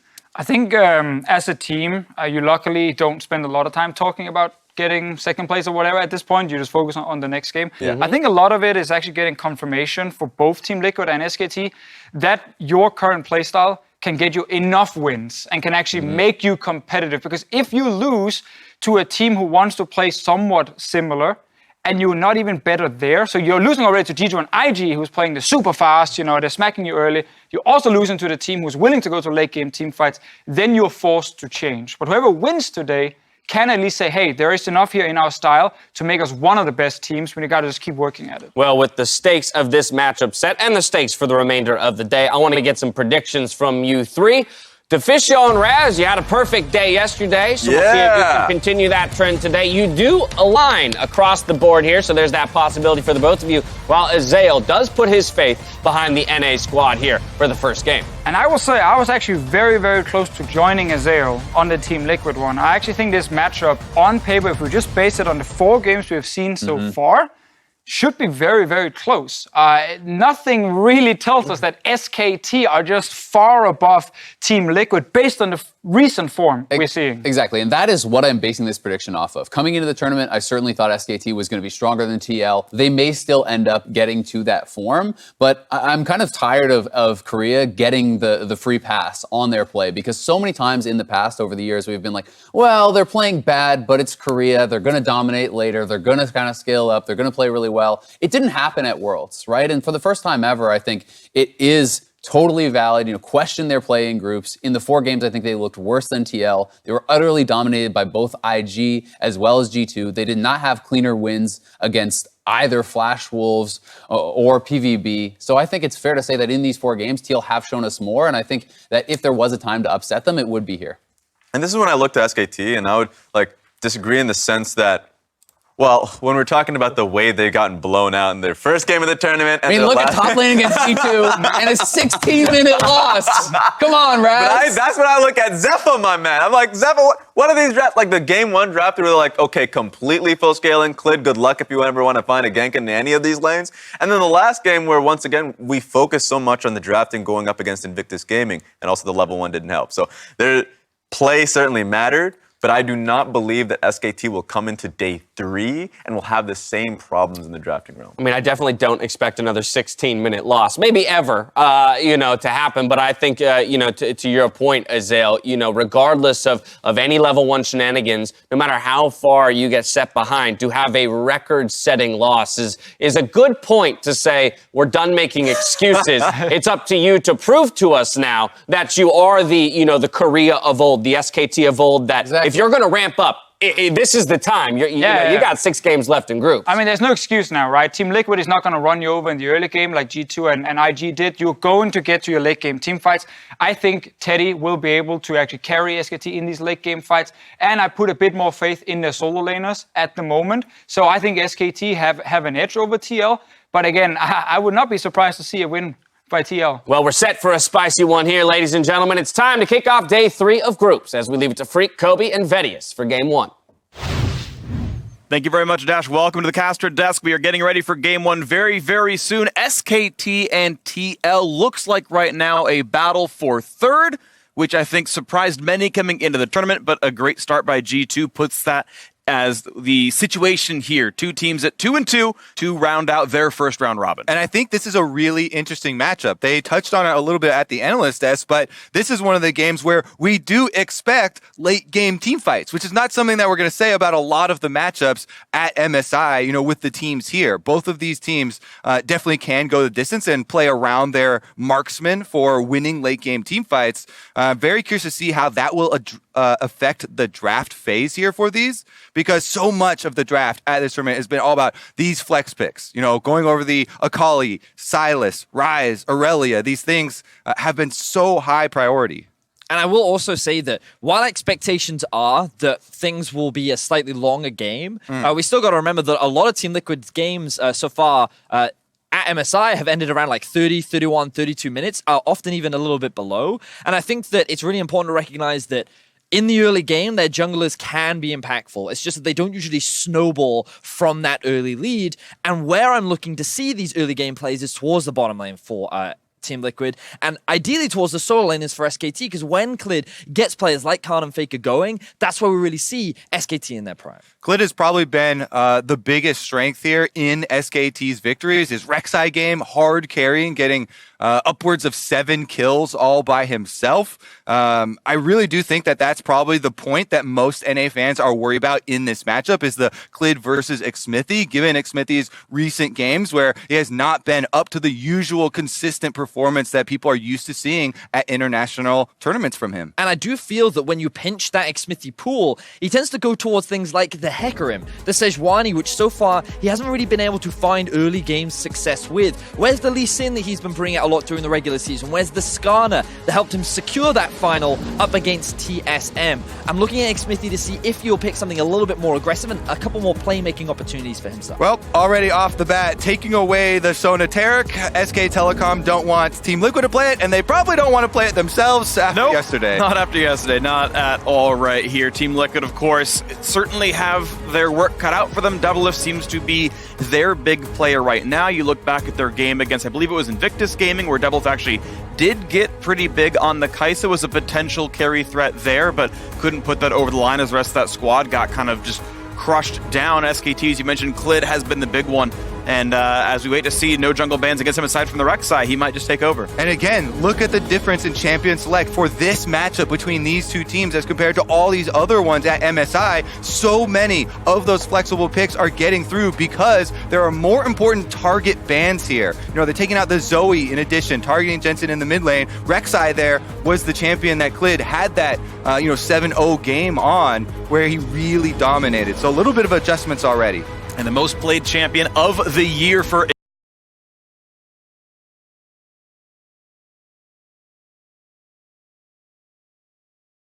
impact was Kennen taken off the table here as well. His gangplank has been conspicuously very big so far at MSI. That might get grabbed in the next round of the draft, but Rise first pick here. So with Rise being left open, both Akali and Jarvan are up for the other side. Ooh, Silas as well. So it feels like that there are just a lot of power picks that would typically be banned away that are free to make their way through the draft. And I feel like Klid's Jarvan is one of the best Jarvans in the world. His teamfight impact and his ability to play through the early game is very impressive. So I wouldn't be surprised to see it picked up, but they're actually going to let it through. Yeah, and he has the option of the Lee Sin to fall back on if the Jarvan's even taken away here. So they get the two powerful, flexible picks that are left up here. Team Liquid did get the Rise, one of the highest prize, one of those flex picks, but the Silas and Akali both going over to Faker and Khan here will be difficult to deal with. And there's his Gangplank being hovered. Impact has not played a Rise game all year long, despite all his other games. So Gangplank grabbed right off the top. We now know Jens is playing that one, so it's not flexible for TL. We know exactly where both these champs are going. SKT can make sure they prefer which one of those two matchups, the Silas and Akali, but that's the solo lane's locked in at the very beginning. It's no longer flexible. This is rigid. I do think, though, that Rise is a pretty decent matchup into both the Akali and the Silas, so I think they're fine leaving it in the mid lane, and they're just hoping that Impact gets a comfort pick and something that can just play relatively safe against the two flex options from the side of SKT. So the fact that they've now locked in Jarvan means they have a couple of early game options. They have an easy engage tool. The Gangplank allows them to play around bot side of the map. The Rise ultimate allows them to play around bot side of the map. To me, it feels like Team Liquid are building a draft that really suits their style right now. Exactly. Double highest participation on the team by a lot, at above 73%. He has been the big playmaker. Damage share at the very top end of that squad as well. This is a double focused team. Even with Jensen, even with Impact, these very strong players. It's about the bottom lane here for TL. SKT, they get the signature pick for Klid. It's still more than double any other champion in his pool. Lee Sin for Klid. He can be the big playmaker here. Yeah, no surprise here with the last lock-in from SK Telecom matching all lanes picked here by Team Liquid. This only leaves the bottom lane open, and SK Telecom will be able to save their counter pick for last as well. This means that they are looking at a potential support counter pick. If SKT wanted to, they could go for a blind Ezreal, which is typically very safe and something that Teddy has a lot of comfort on as well. Alternatively, they could just go for the Varus as well, which means that if you pair it up with an aggressive support like the Nautilus or the Galio, then you can look to play for an aggressive lane. Alternatively, you can just pick the Tahm Kench up, and then you have a very safe lane. I do expect the Tahm Kench ban coming through here, because if you have a Gangplank, if you have a Rise, if you have these things that you're looking at trying to use ultimates towards the bottom side of the map, one of the biggest denials is the Tahm Kench. So let's see if they do that. Morgana was the first one here for Team Liquid, and Rakan off the table as well. With the Morgana ban, I'm wondering if it's going to be a very aggressive support out of TL. Looks something like a Nautilus. The Thresh hasn't played it this year, but even an Alice or something else that goes in. Looking for a heavy push. There's, of course, the Nautilus ban. And looks like TL, yeah, one more ban to go before Teddy can lock in this one champ for SKT. Galio or Tahm Kench are the two kind of highest priority supports still left on the table for both of them.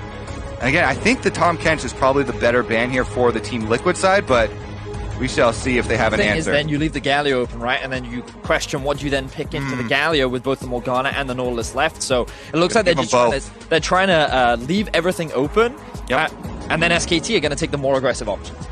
So, of course, the Ezreal ban, the Morgana ban, it's TL getting rid of the safest options in the bottom lane. This has still been telegraphed the whole way through, even when the tournament started. Hey, TL wants to play through bottom lane. They want to give pressure over the double lift, so he gets Varus, a very aggressive early jungler. Tahm Kench can let him play super aggro. Double lift can almost 1v2 the lane and be immune to ganks with Core JJ on Tahm Kench. Ooh, and they're going to match him for effort, though. As Kalista comes in, can certainly match that battle heads up, and now it's a very spicy 2v2, even before the ganks come in. I feel like we're going to see a lot of action bot side, gentlemen, with the fact that you have so many globals that can be used to influence the bot side of the map for the side of Team Liquid, paired up against the Kalista Galio. Once they hit level 6, a lot of engage options. Klid, as a jungler in the early game, also has a lot of options to pass through the bot side of the map.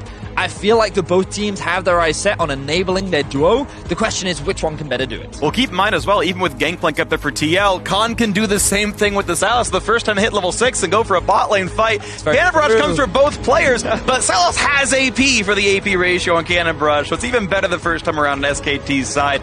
It's gonna be a spicy one. It's going to be an exciting one. It's a battle right now for third place at the end of the first round robin. Team Liquid from North America, SK Telecom T1 from South Korea. So rarely does NA beat Korea, but it feels like there's actually a chance in this best of one. Team Liquid put together a super team. They got Jensen over, they got Core JJ, a recent world champion, and it felt like this was the chance for NA to make a big stride. It's SKT's return to form. Clid has been phenomenal. The rest of this squad is ready to go, and day number 3 of the MSI group stage is ready to begin. NA versus Korea, Team Liquid versus SKT. Let's roll the graphic. Let's see who's up on this one.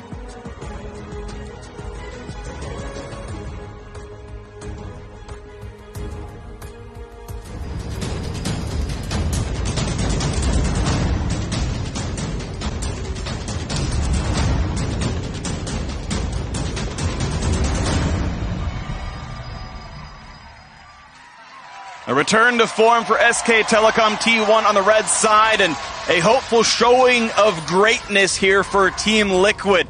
Faker back on a world stage here at MSI 2019 with his new look team, new players around him, faces you have seen before, facing now against Team Liquid.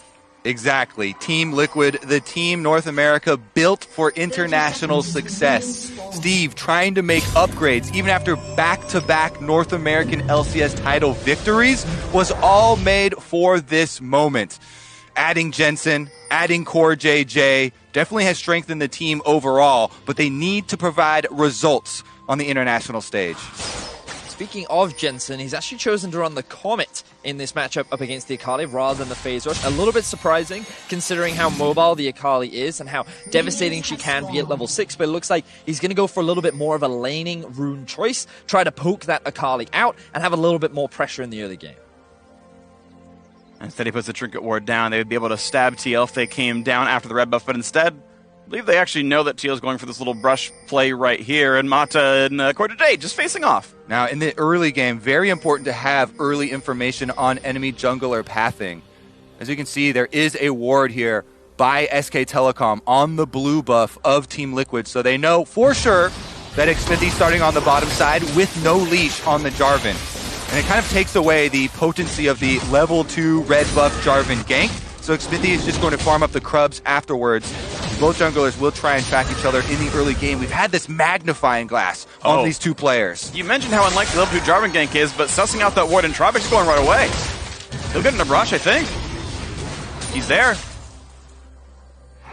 Okay, where's the wave going to meet? Core JJ going to try to not give away this information. Mata going to get knocked up there. Here's all the damage outputs. They're going to have the stun available. He's flashing with a flash follow, and Xmithy grabs first blood against SKT, but Clid, he's already here. He sussed it out too, and the trade kill comes in. Now on a double, it's low on health. They find a stun. Core JJ's got to run. He's a bit low as well, but the aftershock that he triggered himself keeps him alive. Under the turret goes Teddy. Can't quite find that kill, but everyone gets away. Flash for flash there as Teddy wants to get a little bit more.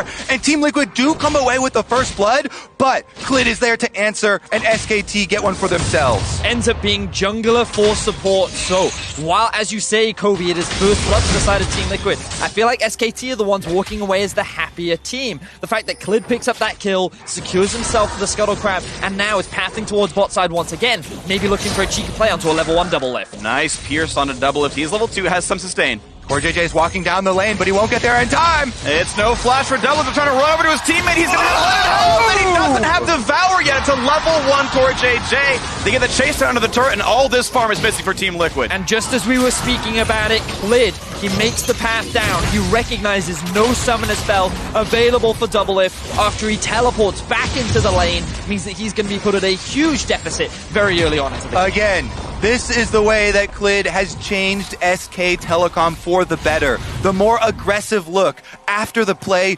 repeat ganks on bottom side, level 2 under the turret. Here's how it all started out though. Xmithy snuck into the bush, they're able to get the first blood, and then they chase with no vision onto Teddy into the river long enough for Clid to get there. Lee Sin answers back.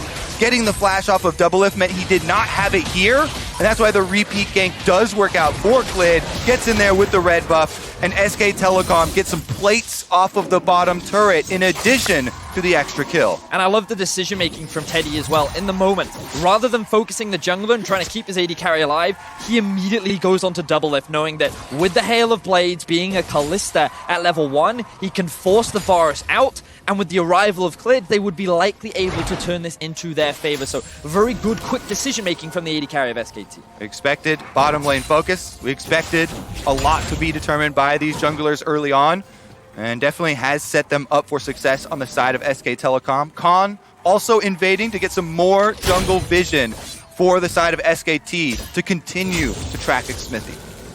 Smithy kills a ward, so he's known to be on the bottom side of mid right here, possibly in that brush, puts the trinket ward himself to try to track Lee Sin, and first recalls come in from the mid laners. Top laners back recently as well. No Sheen done for Impact, couldn't put that one quite together. He's facing off some extra ability power and a control ward, so that Khan can keep himself safe, pushing in the top side. And top side definitely will benefit a lot if that Ocean Drake does go over. First dragon will be an Ocean Dragon. That just puts even more importance on who's going to win the bottom side early fights, because that's such a good dragon for Gangplank, be able to farm back up, back off and regenerate, keep them healthy on the top side. But with SKT having the early advantage and them having the Kalista Galio, looks like they're in a very secure spot. Well, now looking at the next play as Faker and Clid come through. They spot a couple of wards. They'll knock those down and darken out some of this vision. This Ocean Drake, you can see all the aggressive wards down right here. Clid does have kind of control of his bottom river right now, as Smithy is around but going to be walking through wards while doing so. It is actually being started off right now for Clid. Notice that they do have priority in bot, but the mid is actually in a fairly even state. So I think this is a little bit dangerous for Clid. Good smite. Bottom scuttle's pretty big, and you can see now Impact getting chunked a bit low as Khan is about out of mana. That's going to be relevant, but he's doing a good job of kind of pushing him around. Cannon Barrage now grabbed by both top laners, and we'll see if there is a fight somewhere else. Both top laners can join with globals. Yeah, fun little fact too, Khan was able to steal the Gangplank ultimate before Impact himself hits level 6. Sometimes in lane, you can get it, the enemy's ult before they even get it. Yep. If you push up the minion wave like that. In the end, Impact also hitting level 6 though, with no action occurring. And I love that Clid is still hanging around the bot side of the map because a lot of summoner spells still on cooldown.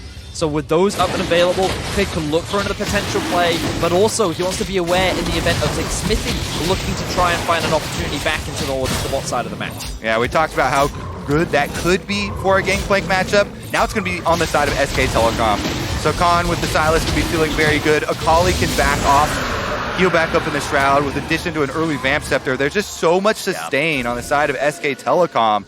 They're feeling very good about those early moments we saw on the bottom side of the map. Yep, absolutely huge for SKT. A 7-minute Ocean Drake means so much for winning a game. It makes the laning phase almost just fruitless for TL to try to get any harass down. We can watch the bot lane continue to fight on back and forth. Double licking his wounds within 15 CS after a pretty catastrophic early start. That death under his turret was very rough, and even now, look at that, poked out yet again, and Double's going to lose even more this farm. A 20 CS difference, and plate number 2 goes to SKT in the bottom lane. But also a 2-level difference. The fact that Teddy's already level 6 is so devastating for the bot lane of Team Liquid. Only level 4 for Double Lift, can't even approach the wave under his own tower. The deficit continues to mount towards the bot side of the map. Fortunately, mid is going well for Team Liquid, top lane also going well. We aren't even at 8 minutes into the game, and it's already, on a 1-to-1 basis, Teddy up over 1,000 gold over Double Lift. Kalista getting to the Blade of the Rune King so quickly here is going to be insane. Really big stuff right there. The overall gold lead is 1,000 itself, so most of that lead is encapsulated by the bottom lane, but since that's where TL wants to play their advantages, certainly kind of hurts them more than it might hurt other teams right here. SKT having a very good early game, and I think that lead will stretch somewhat again because of that Ocean Drake. It is a really important point in this early game. Clay can use the farm, level 6 for him. Smithy the same. Both their red smites available. Warrior on the one side, but not the center hook on the other, so also a power spike for the 2-kill SKT jungler, and once again goes into that jungle, looks for something to fight, looks for something to take, and maybe he'll find himself Smithy. The flash out of the rise first. All the damage is there. He flashes away. The cannon barrage sets it up, and a shutdown goes over to Impact, but now Smithy will drop as well. Mata claiming that kill. Yep, they're able to get the counter kill once again. Impact did use the Gangplank ultimate. Khan not using anything from the top side for Silas, but Mata roaming over does mean they're able to answer it back. The kill, though, going to Mata is not quite where they wanted it. They would much rather have Faker on the Akali, getting to that gunblade quicker. Also, I love the reaction speed there from Jensen. What was a ward hop into flash into kick against an Akali and Lee Sin. The fact that he could get the root out, get the shield out, and then dash out of that situation, and then allow Xmithy to then turn the gank around was a really big boon for Team Liquid, so that the support picks up the kill versus impact on the gank. Yeah, Team Liquid setting up the counter very well. They were definitely ready for it. As you can see, Xmithy was waiting there for the counter gank, plus impact, very ready to throw out the ultimate. However, in the end, Faker and SKT still get the extra kill. Here's another look at it. With the Jarvan ult holding him in place with the Cataclysm, Gangplank ultimate did finish it off. But Faker having the second charge of execute damage for Akali is able to pick up some extra money. And this bottom side lane.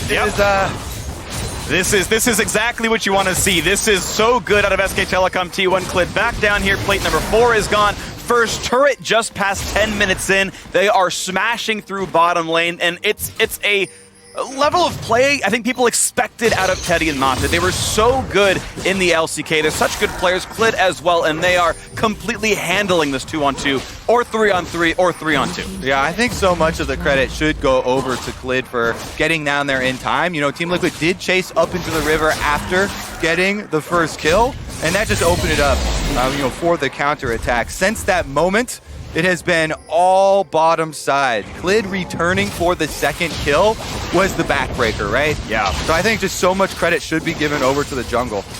Now, to be fair to Team Liquid, something that they often do is invest resources into Doublelift, and in their game versus Invictus Gaming, even though the bot lane was in a deficit in that situation, remember that Doublelift was 2,000 gold behind JackieLove, yet somehow he managed to claw his way back in, and a lot of that is players like Impact and Jensen handing over their lanes and their farm to invest resources into this carry player. I think one of the biggest things that people have underestimated for this tournament is Impact, and his play so far has been exceptional. Him getting that kill off of the mid lane is very good for Team Liquid. He's going to try and get to that Trinity Force, but Clid is bottom again, and they're teleporting in. He's time for his third or fourth gank down here. Gallia showing up as well, trying to get the team to safety. A nice grab there by CoreJJ. He'll probably lose his life, and indeed he will do so. Faker now on the board for SKT's fourth kill. Oh, the root could be enough. Khan down to under 100 HP, just gets away from the turret. At what point do we have to call it cyberbullying? Everything is being invested from SKT to shut down the flash.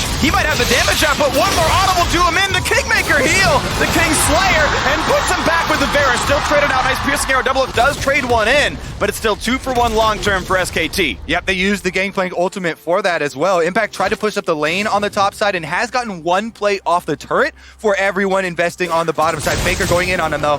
This is going to be a pretty difficult fight. Impact has a level lead, but ulti lists when Faker has the cooldowns. He's going to land, eats the oranges, tries to run away. Will the double dashes come in? There's the first one. Faker could go for a little bit more damage, but no, has already burned the full charge of the ultimate. Just a friendly exchange between old teammates here as Faker says hello to Impact at the top side once again. Gives him a little taunt.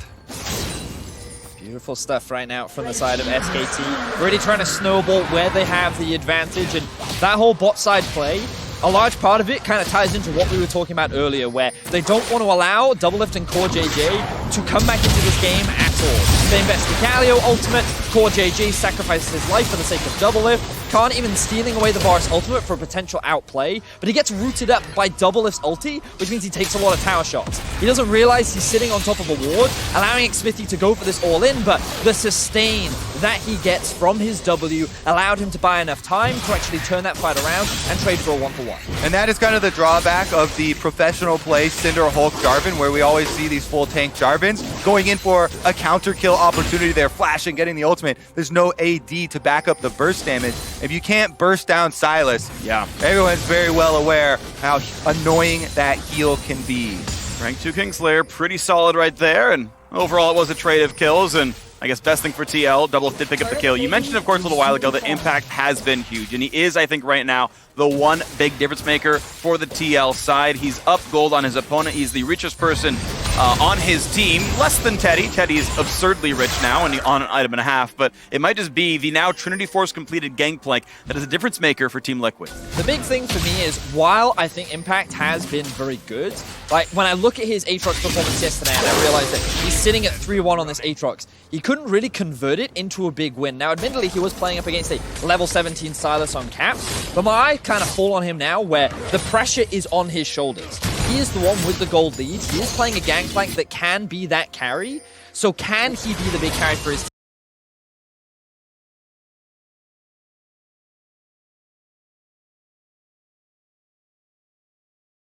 Outside of normally it's double.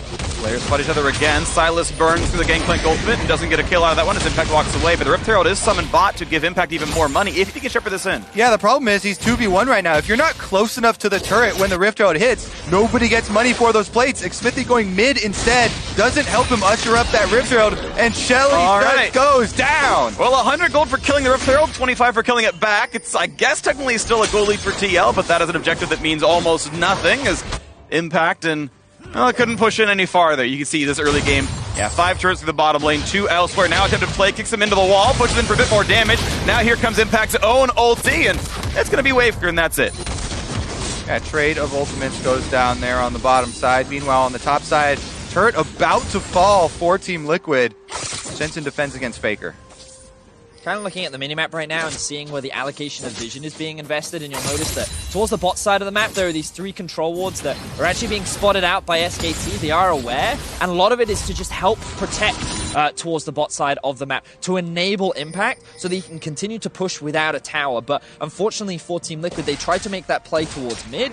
That allowed SKT to then get vision up towards top side, and that's why this top tower is slowly being chipped down and why Team Liquid are now forced to play on the defense. And I think the biggest wild card here for Team Liquid that they need to be able to use is the Tahm Kench Abyssal Voyage.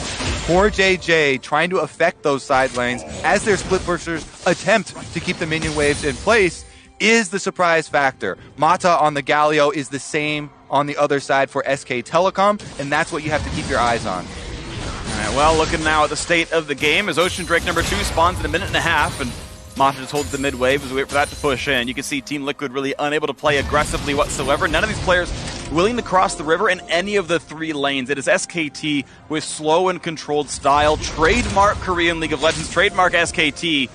And they push the ward slowly in and try to find incremental objectives across this game. And I'm noticing some of these big item spikes coming out for SKT. The Gunblade now finished for the Akali. Blade of the Ruin King plus QSS for Teddy means that SKT could actually start to look for fights right about now. With the Ocean Drake about to spawn in about a minute, I wouldn't be surprised if they want to try and force Team Liquid into a situation where they're saying, come, challengers, fighters, because we're more than ready to take you in a 5v5.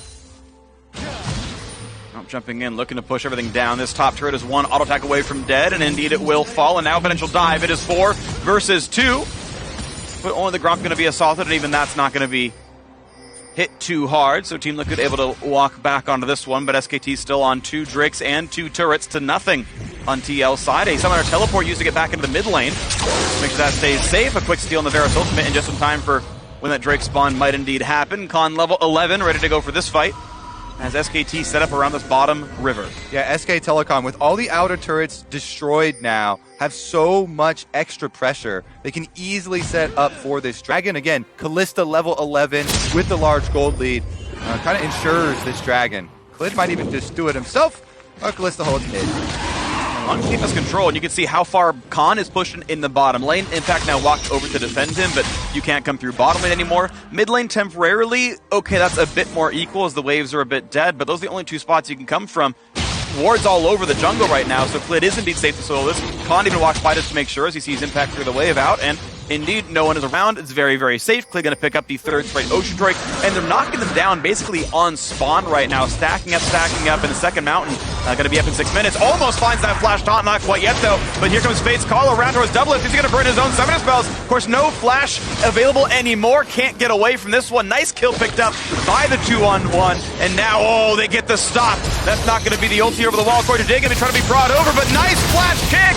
Gets Jensen out as well. It should be 3 unanswered kills. Barons, thankfully for TL, not available yet. Pick after pick after pick. Poor positioning from the side of Team Liquid immediately gets punished from the side of SKT, and now they find themselves another 3 kills. As you rightly said, Freak, there was no Baron available, but SKT, they're looking for more. After yesterday's Sona Taric game that gave very little opportunity for Teddy and Mata to create plays, putting them on Kalista and Galio, two of the best playmaking champions from that bottom side, is certainly a correction that SK Telecom have made that is paying off. Just look at it here. Mata flashing in, gets the flash from Double Lift, then they followed it up with the Kalista ultimate and chase down Core JJ, who was trying to get the Devour, but now we're back out on the map. It's Impact low on health, but staying alive, but a damage comes through. Khan now has Cataclysm, not going to be able to pop that one, but kills off the wards, and again, it is Team Liquid forced to run away consistently in this game as the gold lead stretches to over 3,500. TL still yet to find a neutral objective. Can't even find a recall in Feast. And honestly, these positional plays were actually mistakes that we saw sometimes from Doublelift during the final, where he would overstay in lane, he would take a greedy path, and often one of the big ways in which they compensated for that was Core JJ on this Tahm Kench, but because they were separated and because of how quickly SKT were able to react, he ended up losing his life, and you can't afford to be making these mistakes when you're in this kind of a situation. He needs to be focusing in the way in which he did against Invictus Gaming, catching the waves on a side lane, slowly trying to close that goal gap so that you can reach those 2 items and start being relevant in the game. Because for now, SKT have full control over all 3 waves, they have full river control, and Team Liquid can't even cross the river right now. Now they can at least clear waves in front of their turret. That is what TL has been given for now. So unfortunate for them, they don't really have that same sort of hyper carry that Varus is a decent team fighter, but it's not like you're scaling up to a 5-item Jinx or a 5-item Kai'Sa.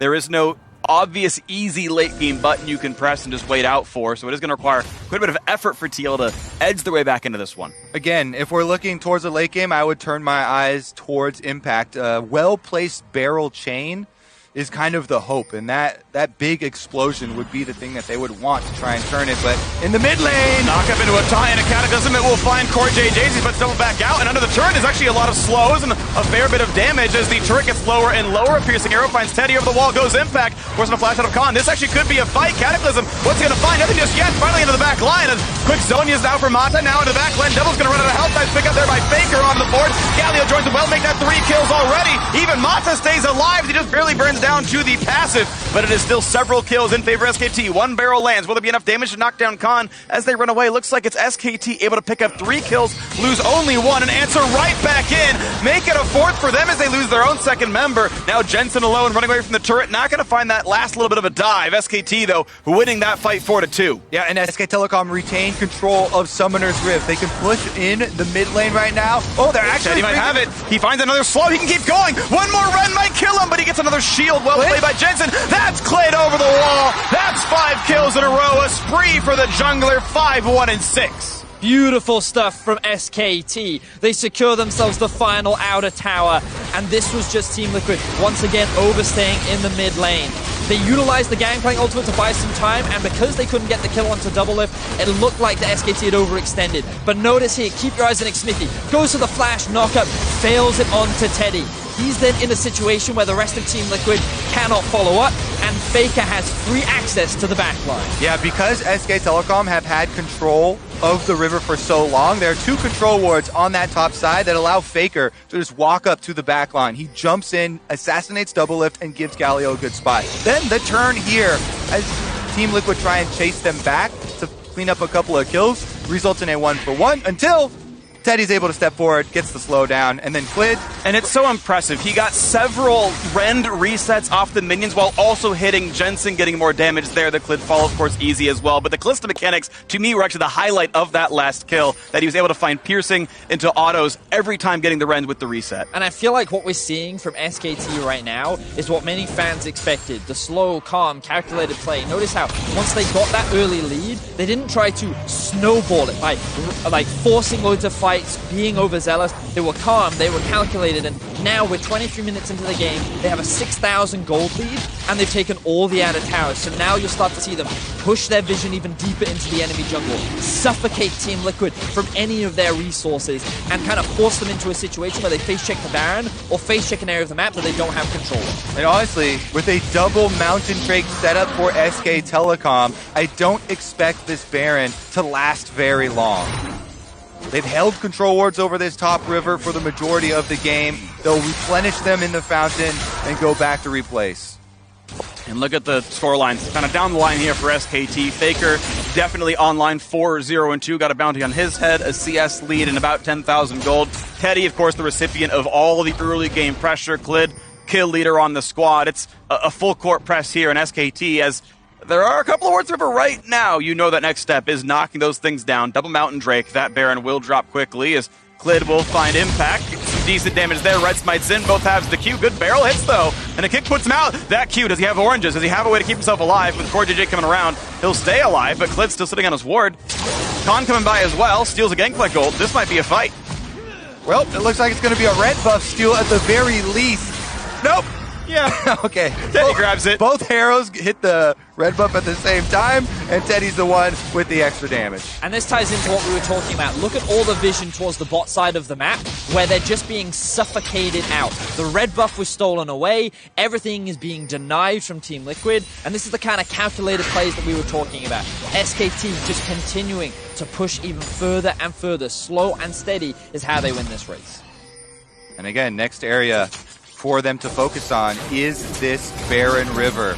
Clearing out all the Team Liquid vision right now.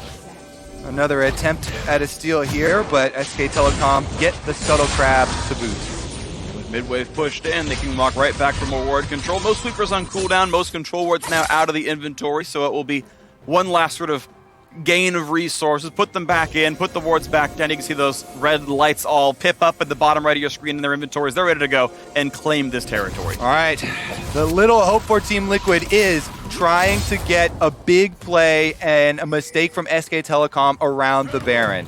All in with the AoE from the Jarvan Cataclysm, the ultimate from Impact, and barrel chains. Yeah, I completely agree with you. I think that even though they are much weaker than SKT, they still have a lot of their core itemization completed. I do wonder if Impact is going to go for the Infinity Edge route, get that crit in, the potential late-game scaling turnaround. We saw from Zoom in the LPL playoffs what you can do with the late-game Gangplank and a big crit. So there are still potential options. It's just a matter of Team Liquid could hold out long enough.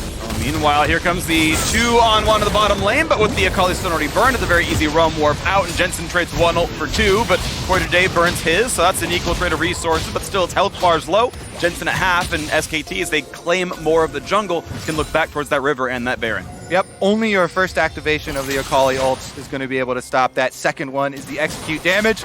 Jensen knows this, and he's able to properly use the Rise ultimate. Doublelift taking a big chunk in the mid lane, though, while SK Telecom two-man the Baron with double mountains. Don't even need the Cliffs to do it, but they knocked in the wards and head over now as well. And what possible hope do Team Liquid have? It's Fog of War the whole way through, and they know they've got to battle with Smite and Rend, and it seems so unlikely.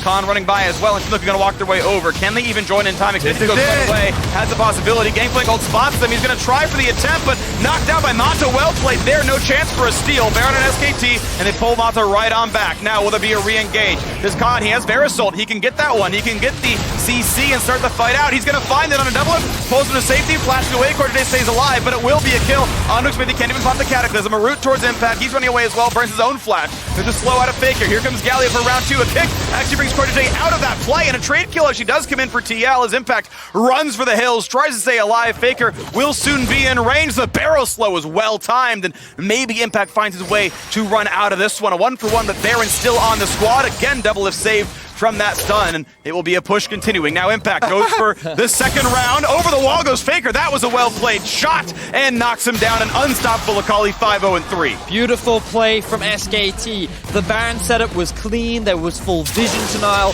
Team Liquid had no way of closing the gap between them and the Baron, and SKT are continuing the dive. And under the turret, core goes down now as well. The 3v1 looks pretty good there. Now the quick Zonia's Hourglass as Khan tries to build some space. jumps over the wall, flashes, doesn't matter. He's going to get to safety, gets 400 health back. And Faker, after taking down Impact over there in their own jungle, moves to bottom side. He has Baron buff as well, pushing up those minions. They should be able to get the bottom turret in addition, while everyone else goes for the reset.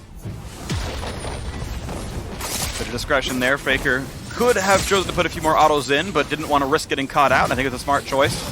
You got Flash and the ulti available, or not quite the ulti, but at least the Flash for Xmithie to find a knock-up, and instead takes the Krugs. We watch that fight over the Baron once again. And the thing is, for Team Liquid, this is kind of the one last hope that they're looking for, a big 5v5 fight around the Baron, but because of how much vision is denied by SKT, they have no clear path in. Doublelift ends up missing his ultimate, Xmithie can't find an avenue to start the fight, and with SKT very quickly taking down the Baron with the double mountain, they then immediately converge on the rest of Team Liquid, and it's just a matter of chasing the units down, and while it was an extended fight, they ultimately get exactly what they want. The Baron, the towers, and all the kills they could ask for. And now it's an 8,000 gold lead with Triple Mountain, and Baron still on for 80 seconds, means they can take a lot of Team Liquid's base if they ever get the chance to do so. And they got a lot of chance in this game. SKT definitely in the driver's seat here. Yeah, and especially Teddy. Look at that 4-level lead that has resulted from the bottom lane focus of Clid, getting the counter gank and then repeat tower dive. All of that just snowballed so effectively for this team and has set them up to finish off this game.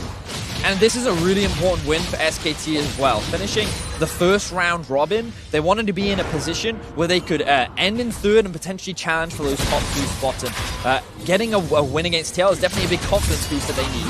Well, the Flashless Khan could be a target. Doesn't have a good way out of this one. And now Galio shows up. Faker as well. Do they have the damage output? It's Clid also in his play. And look at the damage output coming across. Trying to find something to do. Garden Needle still there. The dunk comes in, but not going to find a kill. Mata dead makes it a second kill for Team Liquid, but Faker could find his own second. Gets the third thanks to Clid, and they're just cleaning up now. That's the ace. That's a ton of kills for SKT, and they can lock it right into the base. Oh, it's fun to see Faker on the international stage again. 805 Akali finishes off Team Liquid, and now all that's left are the base structures. And these structures don't regen too fast, and they can't run away. There's no Tom Kent to grab them out. And this is SKT closing this one out. 31 minutes, looking angry after that defeat yesterday night. And SKT in third place right now, 3-2 to end the first round robin. Let's go over the adjustments made by SK Telecom.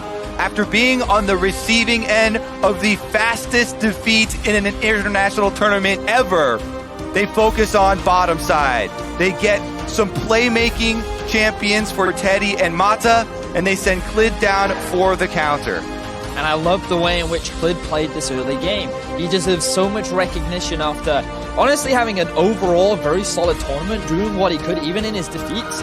I feel like that he really got to showcase today why he is a world-class jungler and really enabling his bot lane. And SKT overall just having a very clean game. Team Liquid looking for those desperate opportunities could never really amount into much. And I actually want to see from like 1 minute 30 to 2 minutes 30 again at some point, because Clid started alone in his own red buff and was there to counter gank the red to instant gank, which means he had to suss out something that maybe they do the desperation gank. Either he ran bottom scuttle instantly, or he was already reading the play that there were no wards on and he knew it was happening. Yeah, SK Telecom had a ward on TL's blue buff and both scuttles. So they were pretty sure there's only a couple areas of the map left to go. Unless Jarvan is farming Krugs, then he's probably ganking through to the bottom side. That being said, I think the initial move from Team Liquid to get that first blood, gank bottom through lane, was a good idea. Just over-chased it a little bit too far up into the river without giving respect for a possible counter. And of course, Clid did counter, so it was a great game by SKT, and they smashed the jungle in the bottom lane. Now to break down that SKT win further, let's head over to the State Farm Analyst Desk.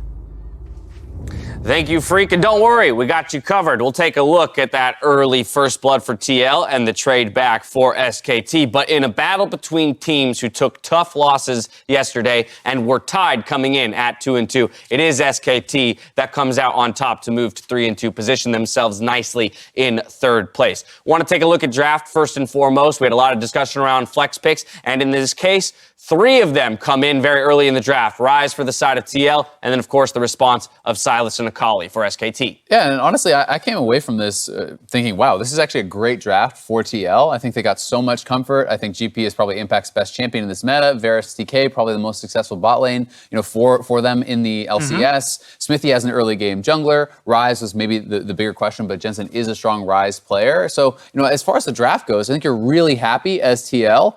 They just failed to execute. And I think despite giving over 2 of the strong flex picks, the fact that you're banning away Irelia and Jace is very smart because you have GP available, which works against both Sylas and Akali. So you found a very nice way to kind of neutralize the power of the 2 picks that SKT got in the first round. And Rasher said in Countdown, we needed to see a team like TL really show strong bot lane and show you can win bot side. That's what they tried to do with this draft, getting Varus, Tahm Kench as well. Like, overall, it was super solid on their side before we loaded into the game. It was tough. Like, I know we're going to get into it, but like that was the most bewildering game I've ever seen. Not just from the Tahm Kench going with Aftershock, but based off of, that seems like a misclick. Exactly. Like, that's a huge misclick. It's huge in terms of just trading, but what you saw in front of you is essentially like Smithy over chasing the gank and then we didn't even take a look at this one, but Varus coming back into the lane, getting killed out by the 3-man dive. All of that just actually smashed bot lane before it even began. Yeah, I mean, to me, that felt like the initial minutes of the game basically decided it, right? The fact that they do overchase after the initial first blood, Clid is there to get, the trade back on the kill. Then you have a level 1 Tahm Kench who doesn't even have Devour. Doublefist TPing back in and dies there, and that put them so massively behind that even after that, they couldn't even lane. Doublefist getting pushed back to base over and over. The 2 members that, were able to prolong this game was Jensen and Impact. Jensen and Impact played this game out so well in a lot of these fights. You even seen them in this skirmish. They looked so good in a game that should have been over so much earlier. I would actually love to see the bot lane gank again. Where we're not looking at Xmithy, because that's what we're all talking about, him chasing the kill and them dying, but actually looking at the 280 carries when they're hitting each other. Because what happens at the gank is that Doublelift, after the gank is over, is on 1 HP, or 1 bar of HP left. Which means he can't stay, and he's forced to go back, so he's still level 1. And the same thing happens into core JJ. So that's when they return, he comes in alone, and then obviously he can't do anything. So I think that the gank itself, over chasing, it's a matter of seconds right there. Split-second decision. He was probably going to die no matter what. But the fact that Teddy, when the gank happens, his reaction is not, I'm going to run back because we're getting 3v2 ganked. It's to say, I'm going to trade straight on Doublelift. I'm going to chunk his HP as much as possible because I know they're just killing my support and my jungler's on his way. That trade in itself was a huge part of also setting this lane even further behind. And then, of course, Lee Sin staying bot side was a great move. And what we saw in this game, especially after that point, is exactly what I kind of expected for both SKT and Team Liquid. For SKT, seemed like they regrouped in terms of what loss happened yesterday. Like in terms of all of the picks that we saw with those Flash Rolls games, in particular the Kalista came back strong, so they had lane priority. But for Team Liquid, a lot of the issues that I had with Team Liquid in previous events were emotions right high, a lot of the mistakes mechanically and decision-wise that they wouldn't make domestically start to come through. And for Xmithy and a lot of the skirmishes, particularly the one where he goes all in on towards the Sylas, and if he red smites him early, then that's an easy kill. And you make those decisions consistently during the domestic split.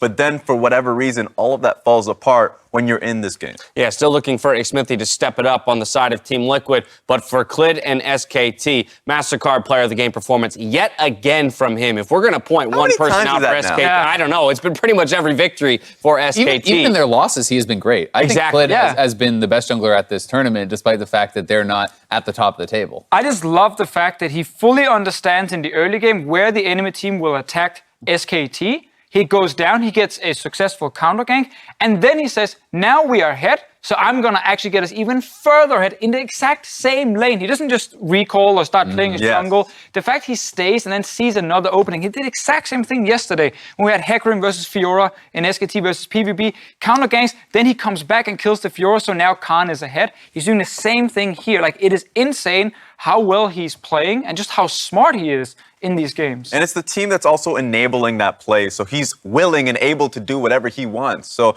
like, I remember, like, Spawn having that discussion and point that, like, Clid's path to being in the LCK and SKT was already recognized as like the second best jungler in the LPL going into the LCK. And for him, he's already known as the best jungler in the LCK.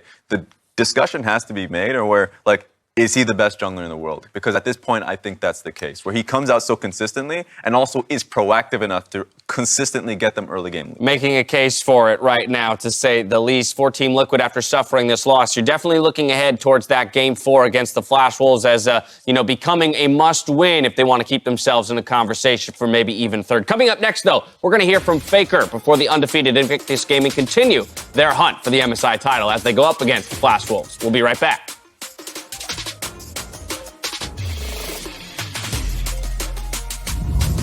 From SKT to shut down the flash. He might have the damage up, but one more auto will do him in. The Kingmaker heal. The King Slayer and puts him back with the Varus. This actually could be a fight. Cataclysm, what's going to find? Nothing just yet. Finally into the back line. And quick Zonia's now for Mata. Now into the back line. Devil's going to run out of health. Nice pick up there by Faker on the board. Galio joins him well. Make that 3 kills already. Even Mata stays alive. He just barely burns down to the passive, but it will be a kill. Onux Vindy can't even spot the Cataclysm. A route towards Impact. He's running away as well. Burns his own flash. There's a slow out of Faker. Here comes Galio for round 2. A pick actually brings Protege out of that play, and a trade kill actually does come in for TL. Now Galio shows up. Faker as well. Do they have the damage output? Is Clip also in this play? And look at the damage output coming across. Trying to find something to do. Garden Needle still there. The dunk comes in, but not going to find a kill. In SKT in third place right now. 3-2 to end the first round robin.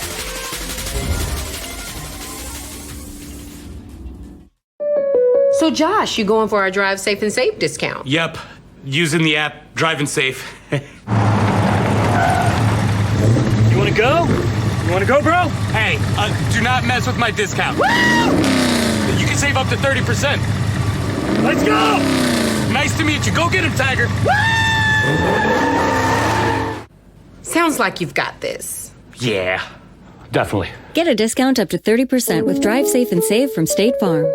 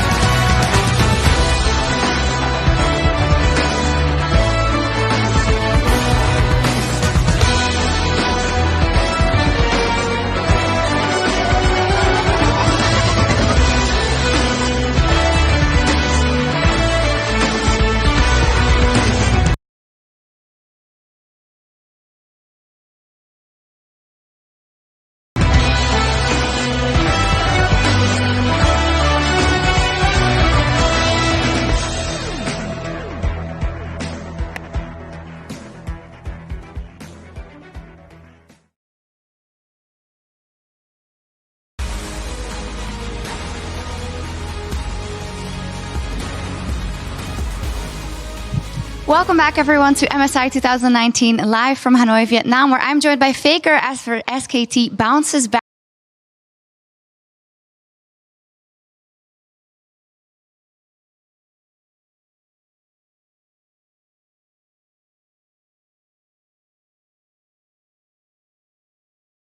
After their game yesterday versus Team Liquid. Faker has game versus IG for the team. 그러면 어제 IG전이 좀 팀적으로 어느 정도 좀 경각을 깨워주는 경기였을까요? 기분이어가지고 좀 따기를 맞으면 좀 잠이 달아나잖아요. 그런 기분이었던 것 같아요. So it was a big slap on our face. So you get to be awakened when you get slapped on your face. So it was a really good match for us. Well, that showed today much better versus Team Liquid. Now, the most successful style at MSI seems to be being very aggressive, playing very chaotic at times. How much do you think SKT might have to play more to that style in order to find success at this tournament? 근데 지금 MSI에서 조금 성공을 가져오는 그런 팀들은 다들 공격적이고 빠른 스타일을 가져오고 있는데 그렇다면 SKT도 조금 더 성공적인 결과를 가져오려면 얼만큼 또 그런 스타일에 맞춰가야 할까요? 일단 제가 생각하기에는 저희 스타일은 굉장히 좋다고 생각하고 있고요. 지금 다른 팀들이 특히 IG와 G2 같은 경우에 굉장히 공격적인 플레이를 많이 시도하잖아요. 근데 뭐 사실 저희랑 경기했을 때 뭐 그런 스타일보다는 그냥 초반에 많이 불리하게 시작해서 그렇게 보여줬다고 생각합니다. Well, I believe our style is actually really good. I think G2 and IG, their play style didn't really show. It was about our bad start in the beginning of the game. So I think our style is still really good. Okay, we'll see how it goes for the rest of the tournament, but we are very excited to see SKT and see you back on the international stage. What have you missed about playing internationally? 사실 국제전에서 페이커 선수 다시 만나 뵙기까지 정말 많이 기다렸는데 국제전에 돌아오니까 어떠신지, 뭐가 제일 그리웠는지 궁금합니다. 일단 작년에 제가 국제대회를 많이 못 나갔는데 뭔가 집에만 있으니까 확실히 재미가 없더라고요. 그래서 이번에 또 올해는 MSI부터 출전을 했는데 또 이렇게 많은 영어를 들을 수 있으니까 좀 좋은 것 같아요. So I wasn't able to attend a lot of international tournaments, and it was no fun staying at home. But this year, starting from MSI, I'm in international tournament, and it's really good to hear English a lot. Oh, fantastic. Well, thank you very much, Faker. 감사합니다. Thank you very much, Ji-sun, as well. For now, we're going to head back to our casters because it is time for Flash Wolves versus IG. Thank you very much, Shox. Well, Faker missed hearing some English. We are here for the English broadcast. Faker, tune in. We'll give you props when you do well in the games. Meanwhile, the world champions Invictus Gaming are looking unstoppable so far. They have come off the fastest win ever at a Riot International Tournament against the likes of SKT, no less. This lineup on your screen is the best team in the world. And honestly, when they come in as the tournament favorites, the defending world champions, they don't drop a game here, and then they set a world record. People already asking, is this going to be the 10-0 look from IG? Does anyone even have a chance to take a single game? Even though people are pointing to, there's volatility in their game, maybe they drop one, it hasn't come close. I mean, the reality is, right now, there's a big debate between, is IG simply playing with their food, or does IG look sloppy? And the thing is, there's arguments for both sides. When you look at Worlds last year, they dropped 2 games to Fnatic, and then they made the run all the way to the World Finals, looking extremely convincing. So you always have to be afraid of what's still left in the IG tank. And to me, the scariest thing about yesterday's game, their 16-minute victory over SK Telecom, wasn't even how quick it was. It was that the stars of that game were the jungler and the bottom lane. Yep. That is not what people are used to praising about Invictus Gaming. It's the solo laners, the absolute peak players, the Shy and Rookie, gods of their positions. But it was Ning and Jackie Love on display with some very interesting picks with the Camille and Draven coming out. So I'm always very excited to see what this team will draft. Absolutely. They are incredibly impressive, and the band's almost done here. We can talk a little bit about Flash Wolves here. Of course, this is the big story is the rebuilding year when 2 of their star players went over to the LPL this year, and it's okay. What can Flash Wolves do? As an org, they had never missed the semifinals of MSI. Right now, they are on the outside looking in. They do need to play a bit better. IG would be a great starting point. A win would be phenomenal. Even a tune-up would be great. And we have to remember that Flash Wolves had a fantastic game yesterday when they played up against G2. If it wasn't for a Baron steal, it could have been the game going in favor of the Flash Wolves. So it feels like that they are gradually ramping up throughout the tournament. I think Radha is getting better and better. And now when we look at the draft, things like the Ryze and the Akali are both left open. And it looks like Flash Wolves are saying, we're going to take the Akali. Yeah, with the Sylas band out here, no surprise, IG immediately will take the leftover Ryze for themselves. Such a potent power pick for this squad. definitely threatening in both lanes, top or mid. And they also get one of the premier supports. Galio in the bottom side with Tom Kench already banned off the table provides so much playmaking. I would also really love to see a Nautilus come out from the side of Flash Wolves. We've seen multiple teams pick it up as an answer to the Galio, and if they leave it go through the first half of the draft, it's just going to get banned away, and you couldn't end up in a situation like Team Liquid were where you're limited in terms of support options, and the Galio can then look to make a lot of aggressive plays. Braum locked in here. Certainly some aggression, some melee aggression here for the Flash Wolves side with the Akali and Xin Zhao paired up together. And that's still a hover right now on this Kai'Sa, but we'll see what Invictus Gaming want to do with their last pick, and that's now locked in. Yeah, I mean, again, the Xin Zhao, I personally am just not on the bandwagon here for the Xin Zhao pick, especially into something like Galio. It does make it kind of hard for a champion when Xin Zhao basically has one direction going in with the team fight, and Galio is a really good answer, but we'll see if he can make use of the pros of this champion. Xin Zhao still in the early game can go for the aggressive looks. We'll see if they can make it work. Their tandem, pairing this with the Braum pickup, that does give you possibilities on the bottom side. Meanwhile, I'm really excited to see Jackulov back on his favorite champion, Kai'Sa. This is the champion that he chose for his world skin. This is the champion that I don't think so far at this championship he's actually, MSI rather, he's played yet. He's been playing a lot of Varus, and I believe he's played a bit of, Draven. He's definitely played Draven. Only 16 minutes though, so I don't know if we count that as a whole. Least played champion by far at MSI, absolutely. But the bans come through, and it's 2 more marksman bans from the IG side, saying, okay, Kalista and Varus, the most able to punish this Kai'Sa. I can scale up, no problem. There's the Ken locked in right away to make sure they have their top laner for an early aggressive matchup. Both these should be good into Akali. I'm actually very surprised, though, that they went for the Kennen so early.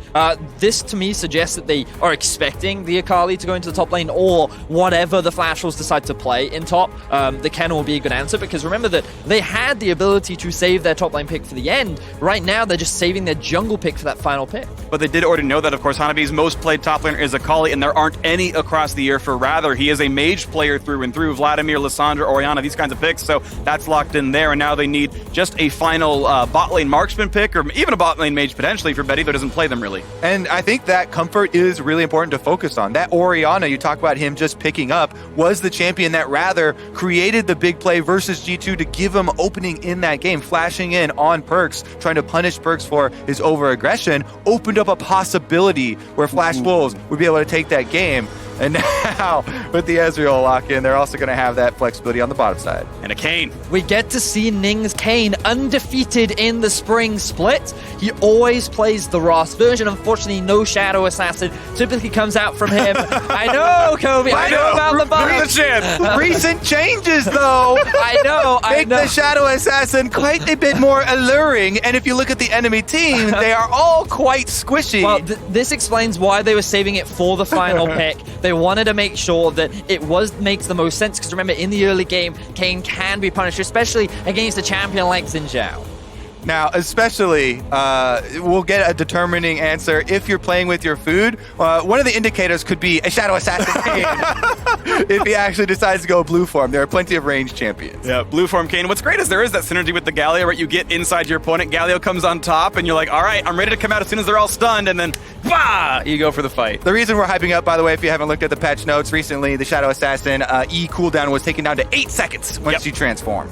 Yeah, strong stuff here. So Invictus Gaming looking by far like the best team in the world, the best performing team in this tournament. That is unquestionable. And Flash Wolves, a slow start here, but they finally got that first win picked up. They do have a chance to start turning things around. It's the end of the first round robin for these squads, and Flash Wolves need to make it into the top 4 on the outside looking in. Invictus Gaming, their opponents for this one.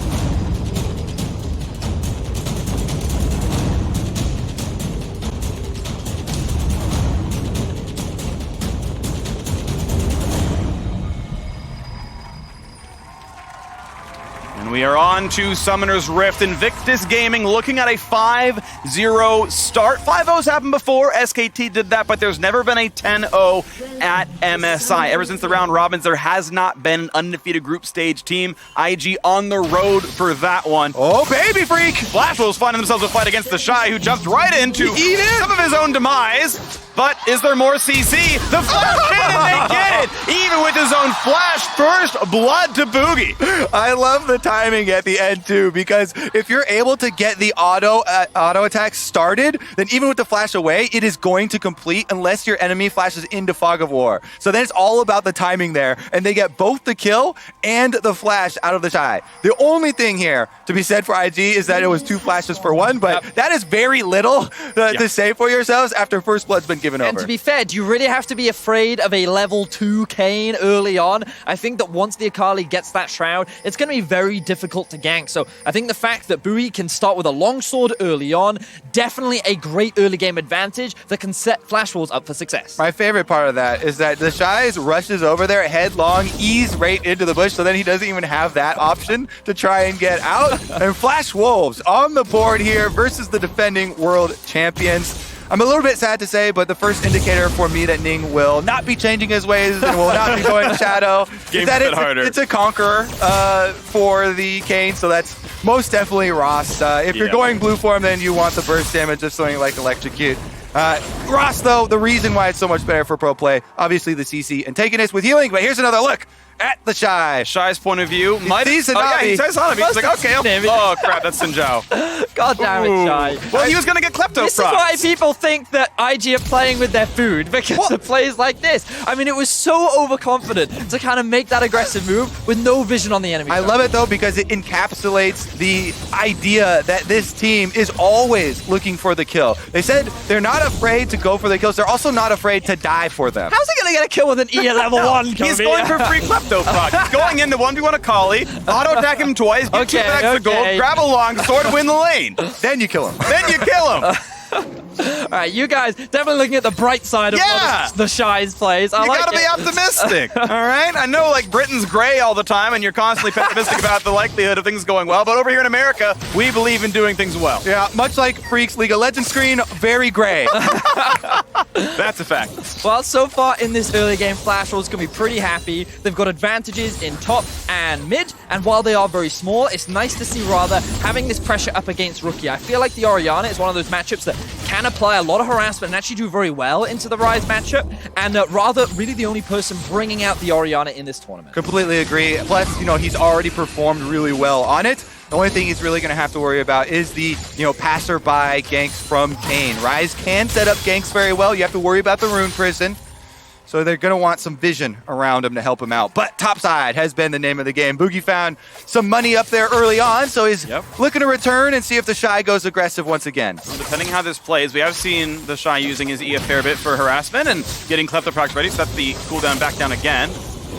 A lot of this, too, is just waiting around for a counter gank. Yeah. They know that they don't want to let the Shy get behind like that, and there's a possibility that Ning would make an appearance, and you can definitely turn that 2v2 heavily in your favor, even with no flashes. And you can see Ning making that read as well, as the lane is finally pushing back now. It's crashed into the turret. It should be going back towards the Flash Wolf side. And so there's the ward. There's Ning waiting around, but the Shy, this is going to be a 2-on-2. Now the question is, how is it going to go? The E Ford comes in. They're going to find the potential stun now on Hanabi. Again, it is no flash on either, on pretty much anyone but Ning, but looks like it's actually Flash was forced away on this one, and this could be some good damage. Has the red spike, good damage towards the Shy, down to 100 HP. That's the knock, and that's the first kill in towards Akali. Now it's Ning forced to flash away, and again, Flash Wolves winning the top lane fights. And again, you can see the moment where they decide, hey, we can win this 2v2. Akali just used the Shroud, Akali just used her E. Let's go for it. But they're going right into the Xin Sao. I wasn't on the bandwagon in Champ Select. I'm all aboard. Flash Wolves This down for life. So this play, initially, it's Kayn who appears first. So Boogie immediately comes out and he's like, right, well, Shy has just used his E, so now we can look for the 2 versus 2. But as you say, Kobe, the Shroud is down. Hanabi's got a lot of abilities on cooldown, but Cannon this early on, very, very squishy. You can look to get the collapse, and immediately Flash Wolves pick their target and shut him down. And that is Longsword at work. That was Boogie getting the recall off during the first blood, getting the Longsword for his clear and his first gank. Now a stun on towards Valon is really good damage here, half HP, and Boogie is suddenly here as well. Red Spike plus a couple of Longswords, and without Flash, they're going to land the W slow into everything else, and there's that kill picked up, 2 on the board. Now Rookie is coming down, level 5 on the rise. Health bar is getting pretty low, shall see. You can barely see under the bottom. Nice root comes in, and Rookie with the Flash does convert, but suddenly Ning here to make sure it's all safe. That's the 1-for-1 in the bottom lane. Yep, now they're going to push in the minion wave as well. Flash Wolves sticking around, I think with the health bar here on Boogie, he should be able to stick around for Betty. They don't have to worry about another possible dive, and there's just a successful roam there from Rookie to answer one of the kills. But again, Boogie on the Xin Zhao, making early moves. This is one of the players for Flash Wolves that people are looking for improvements. He's out, flashes in for more. The CC is a good damage out of the Shy. First ult pop. You got 6. Ooh, this is going to be the 10th. One more hit will kill him, and a solo kill. Hanabi with the Merc Treads gets off the stuns and gets the damage in. Yep, he's able to get that kill, ping level 6, and use the ultimate for the victory in that fight. The Shy keeps taking those swings. We're not done. Battle ends near mid. At what point do you guys stop looking at the bright side?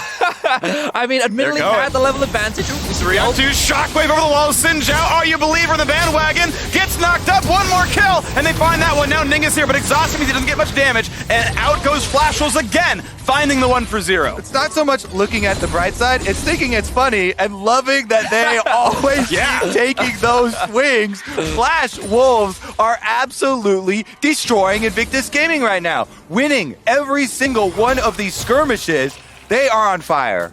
Now you can understand why the Shy went for that play. He was level 6, he had a level advantage over Hanabi, and his ulti can hit through the Shroud. Unfortunately, he just didn't quite have enough damage to find the execute, and that one minion died, giving Hanabi the level 6. Again, the presence of mind by Hanabi. He turns on the melee minion, uses the Q, able to get it, levels up quick, then in mid lane here, Boogie goes in onto Rookie. They finish off the burst damage under tower, flashes out just in time, and even though Ning and Baolong collapse, they have a teleport for good measure defending their teammates. Yeah, and I love the use of the exhaust there. I think it came out from Radha with the unsealed spellbook, and it actually mitigated the potential for Ning to dive onto Boogie and then make it a 1-for-1. But now IG, they want to answer back. They want to help out their top laner. They have 2 members roaming up topside.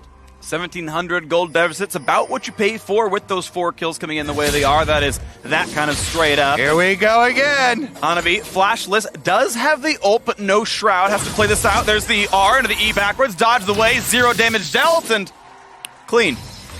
Clean indeed. You got a couple of Kane's souls right there. That's about it. A quick blue buff now picked up, and Raz is going to feel rather good about this one as he's got the small CS lead. I had to do it once. It's like, it's too obvious. It wasn't funny, but at least it was said. And that's really my motto, I think, is it wasn't funny, but at least I said it. I deal with this every day. I can feel you. I feel you. I have my own version. He's called Medic. Anyway, Boogie looking for another opportunity up towards the top side. You can see the pings coming out. They want to set up a dive, and Ning is actually making his way away from the top side jungle. So this is a perfect opportunity for the Flash Wolves. Yep, Flash Wolves set up for success here. Ning knows there's nothing to be had in top side but more deaths. The Shy only has his ultimate to try and outplay. Well, he finds the first stun. Here comes the dive. Boogie probably wants to pull aggro. E backwards. Now going for the play. Decent damage in. Now over the wall they go. Looking for one more shot. They get that one, but it's going to be an easy trade. And now he's got to run for his life. Finds this low. That means the ult's available. Ning through the turret. Finds some more movement speed. Lands on their auto attack. Going to get a lot of damage into this one. Mana bar very, very low as Hanabi keeps running for dear life. And now a fight in the bottom side is going to be a trade on the supports. Oh! Gets answered back by Betty. Able to get the dunk punch right there just as he goes down. Baolong very close. In the end, topside looks like he got away. Yeah, Hanabi actually survived that. I'm wondering why Ning didn't use his ultimate. I wonder if he just couldn't quite get any range. Oh, it could have also been mana as well. We'll get an opportunity to have a look at that in the replay, but Flash Wolves, they're not slowing down. We love seeing this. One of the ways in which IG have been challenged so far in this tournament is when teams are willing to go blow for blow against them in the early game. And while we were questioning this Xin Zhao, so far it's been very proactive, and Flash Wolves are resulting in a lot of kills. Zakilov takes a turret shot here to start it out, then gets hit with the Braum Q, adding that slow, and Betty goes for it. Nice ultimates from both of them to hit Zakilov, who tries to use his own to reposition and get out, leaving Baolong there, the target. And not enough DPS from Flash Wolves to finish him off before he gets the auto attack there, empowered with the passive, and trades kills. And I think Betty could have committed for finding that 1v1 against Zakilov, but because there was such a big minion wave in his face, he didn't want to run the risk. Those minions this early on into the game can add a lot of extra damage, so why not just be happy with the kill that you picked there? And funnily enough, the exhaust actually could have been on Baolong instead. He was the one actually able to follow through, but that's, you almost never do that. I don't really blame Xiaoxi for that, but it could have been something a bit different. Either way, you can see how different this game is for Flash Wolves compared to their normal. They had been having a very rough group stage, now winning against the world champions. and kind of how similar this is for IG to their game versus Fongbu Buffalo. Never mind. Mid lane, we might have another fight. Yep, could be similar with Ning coming over the wall. That's going to be a lot of follow-up crowd control. The ult coming in by as well. Shockwave cannot come down in time, and Rookie on the board with the second. Very clean dive coming out from Invictus Gaming. Baolan has been looking for a lot of roams so far in this early game, and typically Flash Wolves are there to answer, but this time around they were not, so they find the kill. But Boogie going in. True shot, Barrage finds a bit of space. Stopwatch gets a couple of seconds in. Ezreal over the wall, forcing the flash of the Baolan. And then out goes the squad. No kills picked up. And with this continued fighting, check the gold again, my friends, because IG have fought their way right back into it. That's why you never stop looking for the opportunities, Venius. I mean, this is what IG do, right? They look like they're falling behind. You sit there and go, is this it? Is this finally the moment where they drop? And then they just do stuff that impresses everyone, and they suddenly have a gold lead once again. Even though they're down in kills, the gold is incredibly close. The bot lane is doing well in the 2 versus 2, and while the Shy's at a deficit, Rookie, with that kill that he picked up, now leads up against Rob. I don't have the exact quote from the interview from yesterday, but the Invictus Gaming players talking about this a lot themselves as well, with the differences in their opponents and how they get a little bit looser in gameplay. The games get more fun when they get weaker opponents, I think. Something like that, yeah. And hey, this is a very fun one. We got an 11-kill game in 12 minutes. An exciting one here for IG. And if this really is them choosing to toy with their food and play looser against easier opponents, I'm for it.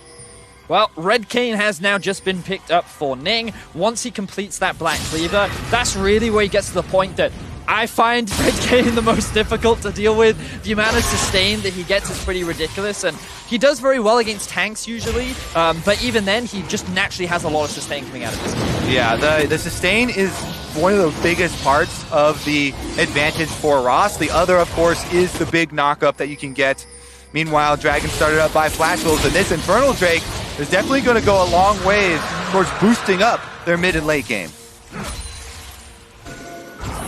Now fighting the top side is Ning. Wants to get revenge against Hanabi from all those dives from earlier on. And the Shy is here as well. Pops the ult, pops the flash. Really going for this one. And Hanabi able to burn both ults, burn the flash, and get away from that fight. Trading summoner spells, trading ultimates. Another very good escape here from the top laner of Flash Wolves, Hanabi. He's been a guy that got a lot of the resources in the new Flash Wolves. Boogie wants to collect some of the kills that have been left behind. Rather behind him and no easy escape tools for the Shy. This should be possible, so they try to make sure they caught up the escape tool. Shaft's given by Rookie now as well. Ning gets knocked on Hanabi. He does have ulti available. They're going to find almost that first kill. Quickly pops the ultimate. Here comes everyone else. Shockwave builds a bunch of space, and now Baolan says, I am here, but he's in the middle of the opposing team. Slowed down. Stopwatch gives him a quarter second, and here comes the re-engage. They find another slow. They find that kill, rather, on the board of his first. Now it's the Rookie who's trying to run away. Gets a shield. Flashes out. One more skill shot, but they can't quite land it. It's IG limping away, but losing more members. This top lane has just been a pit of endless loss for the Invictus Gaming members. They keep trying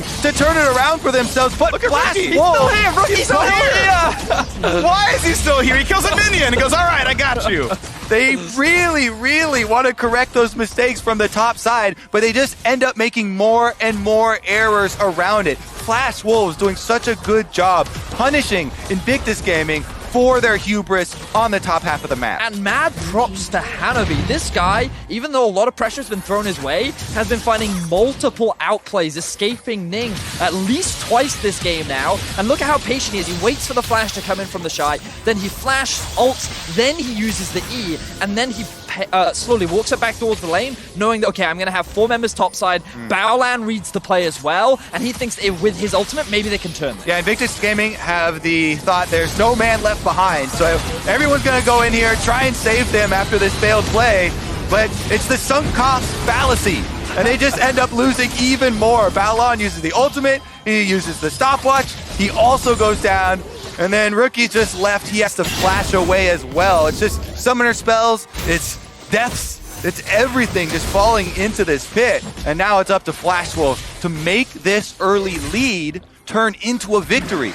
Everything for Flash Wolves in this tournament is for them to try and move on to the group stage. A win here goes so far in getting them there. And that's the biggest question for me, Kobe. Can they convert this into an actual win? Because just taking the outer towers against IG is an accomplishment, but to actually break into their base, threaten the Nexus, is an entirely different challenge. We've already said it so much this game. IG will fight you at all costs, and just because you have a lead, do not think that that will slow them down. Just because the Shy is 0-5 doesn't mean he won't flash into your face and try and Under fuck you up turret? good. Yes, that's been 3 times so far. Sadly, it's why he's 0-5. So it's not been working great, but this is IG. This is how they come back into games anyways. One of those times that fight will go correctly for them. There's 450 bonus gold in bounties available to them if those fights do go well. But right now, mid lane being sieged, Herald being summoned. This should be turret number 2 to Flash Wolves. And in about 100 seconds, Cloud Drake will spawn, and that, if they can keep the gold lead, probably goes to them as well. All right, Rift Tail should be able to finish up this tower. Flash Wolves take down mid lane as well. Only one outer turret left, and they turn their eyes towards the bottom half of the map. Kobe, I noticed that there is a Caulfield's Warhammer sitting on Ning right now. Could he perhaps be going for a... Oh, baby. Now, a Duskblade is an option. I actually love the Rush of Death's Dance. Yeah. Okay, statistically, in solo queue at least, it is the highest win rate item that you can add to a Rost. He does also have the makings, of course, of a Hex Drinker, so might be looking for the AP safety for himself, considering there is double AP solo laners as well as Kai'Sa, which adds some sort of damage. But hopefully, for me, I would really love to see a Death's Dance because that's where you really get the kind of 1v5 plays happening. Infinite to stand on everyone, but it looks like bottom turret's going to fall without too much issue as Ryther comes down. IG have 2 defenders. Ning can't get over the wall against that one. The follow through from Ezreal has to get away from the True Shot barrage. Burns flash for it.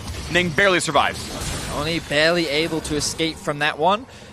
Ning still very squishy on this Khan right now. So he has to respect the damage output that Flash Wolves have. Fully completed Luden's Echo on Rather. The Gunblade finish for Hanabi in the top lane as well. Flash Wolves in a very strong position as they secure the final outer tower against Invictus Gaming. And we said, yes, this is a big accomplishment against Invictus Gaming, but now the next step, being able to control the enemy jungle, starve Invictus Gaming out of those jungle resources, being able to threaten those tier 2s is an entirely separate challenge. Yeah, and we've got a neutral objective spawning here. Cloud Drake up and ready for them to control. All outers have been taken. They send Betty to the top side to push it first. His teleport is actually not available, so this is just Ezreal trying to push out the wave, and they'll have to wait a second for him to get it back down there. Well, we'll see if it's an opening that somehow IG can use for their own benefit, though. If there's a 7,000 gold marksman who's not part of the fight, and indeed IG walks right over there. Betty's going to be walking the long way down, and even though Ning's not here, it's IG pushing as fast as they can. Yeah, this is showing good cooldown tracking here from Invictus Gaming. Knowing that the Ezreal doesn't have teleport, they see him topside, push that wave, they trade, get the Cloud Drake for themselves in exchange for a minion wave pushing on topside. That is a great trade any day of the week.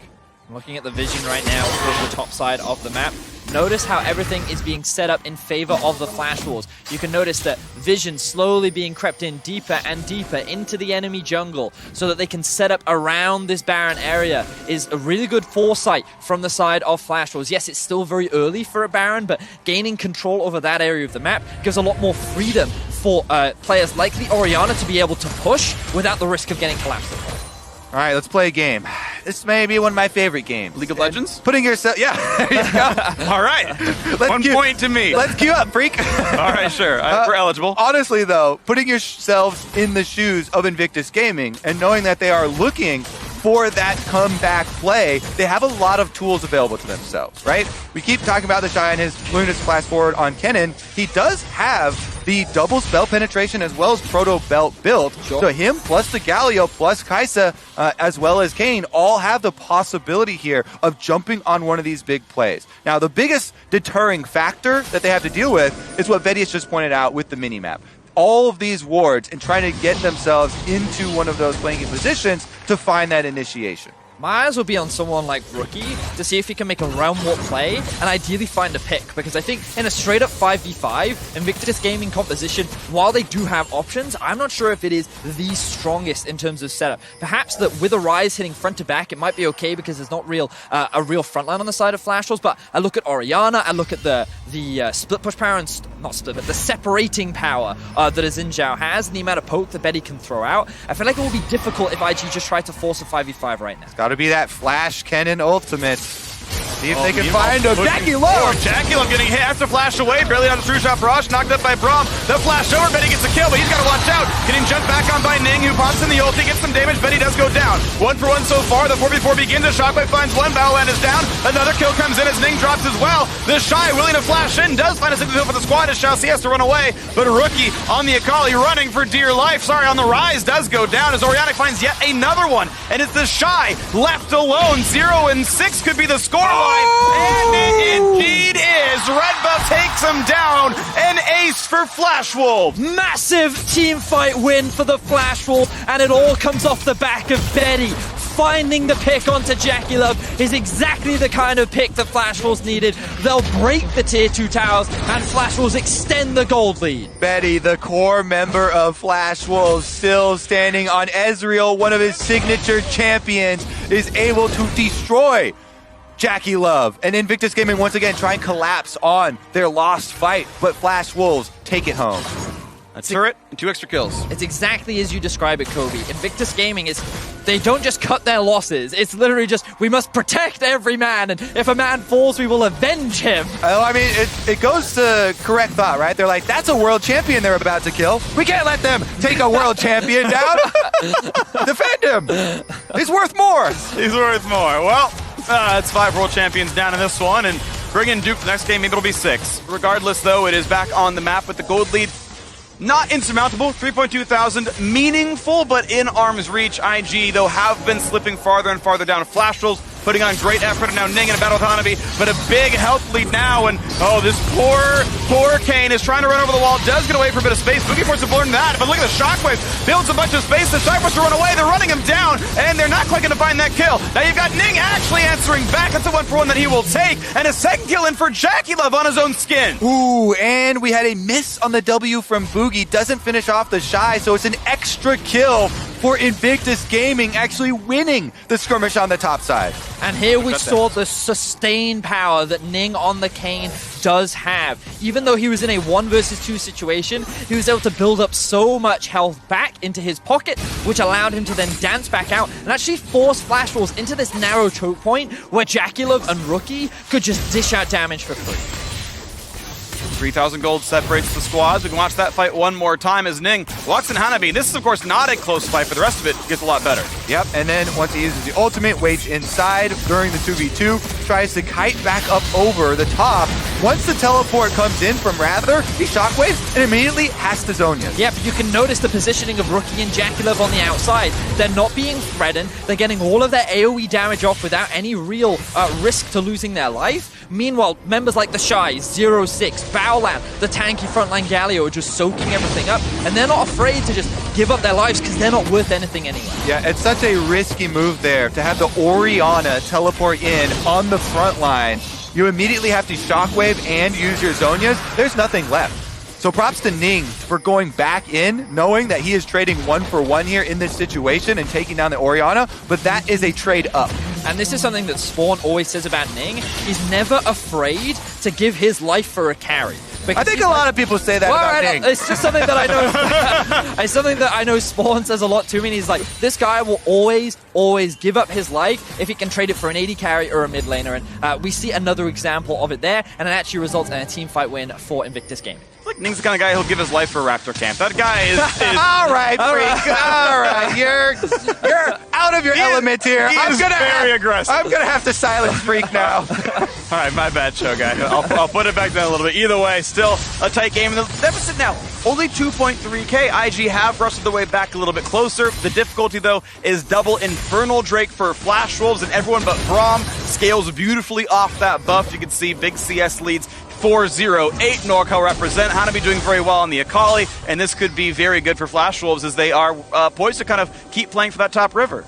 Now, Ning did go for the more of Malmortius. He is going more of the defensive approach. It looks like he will be working towards the Black Cleaver next, but he just needed that early MR against the heavy AP damage that was coming out from the side of the Flash Wolves. Both the Rage Blade and the Storm Raider are also completed for Jackie Love, and he's picked himself up a bit of magic resistance as well. So you can see IG heavily itemizing towards MR, and they'll slowly get tankier and tankier, and this will be harder for Flash Wolves to really burst them out in a team.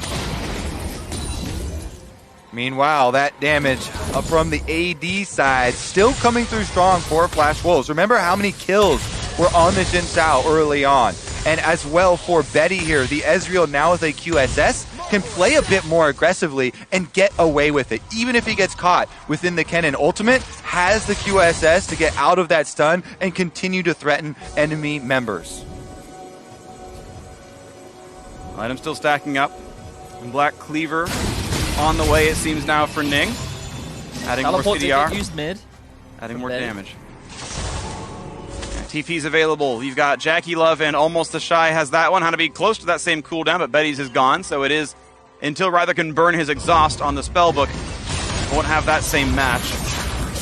So we can also see, if we have a very quick look once again at the minimap, you'll notice that the bot lane is actually pushing in favor of the Flash Wolves. They're consistently moving towards the mid lane to get priority in this lane, and they also have top pushed up as well. This allows them to gain priority around the river and set up for this Baron. The problem that they have is that they've got no front line to be able to tank the Baron, so if they commit to it, they run the risk of taking a lot of damage before the fight even starts. Meanwhile, Invictus Gaming trying to check here with all the control wards put down by Flash Wolves.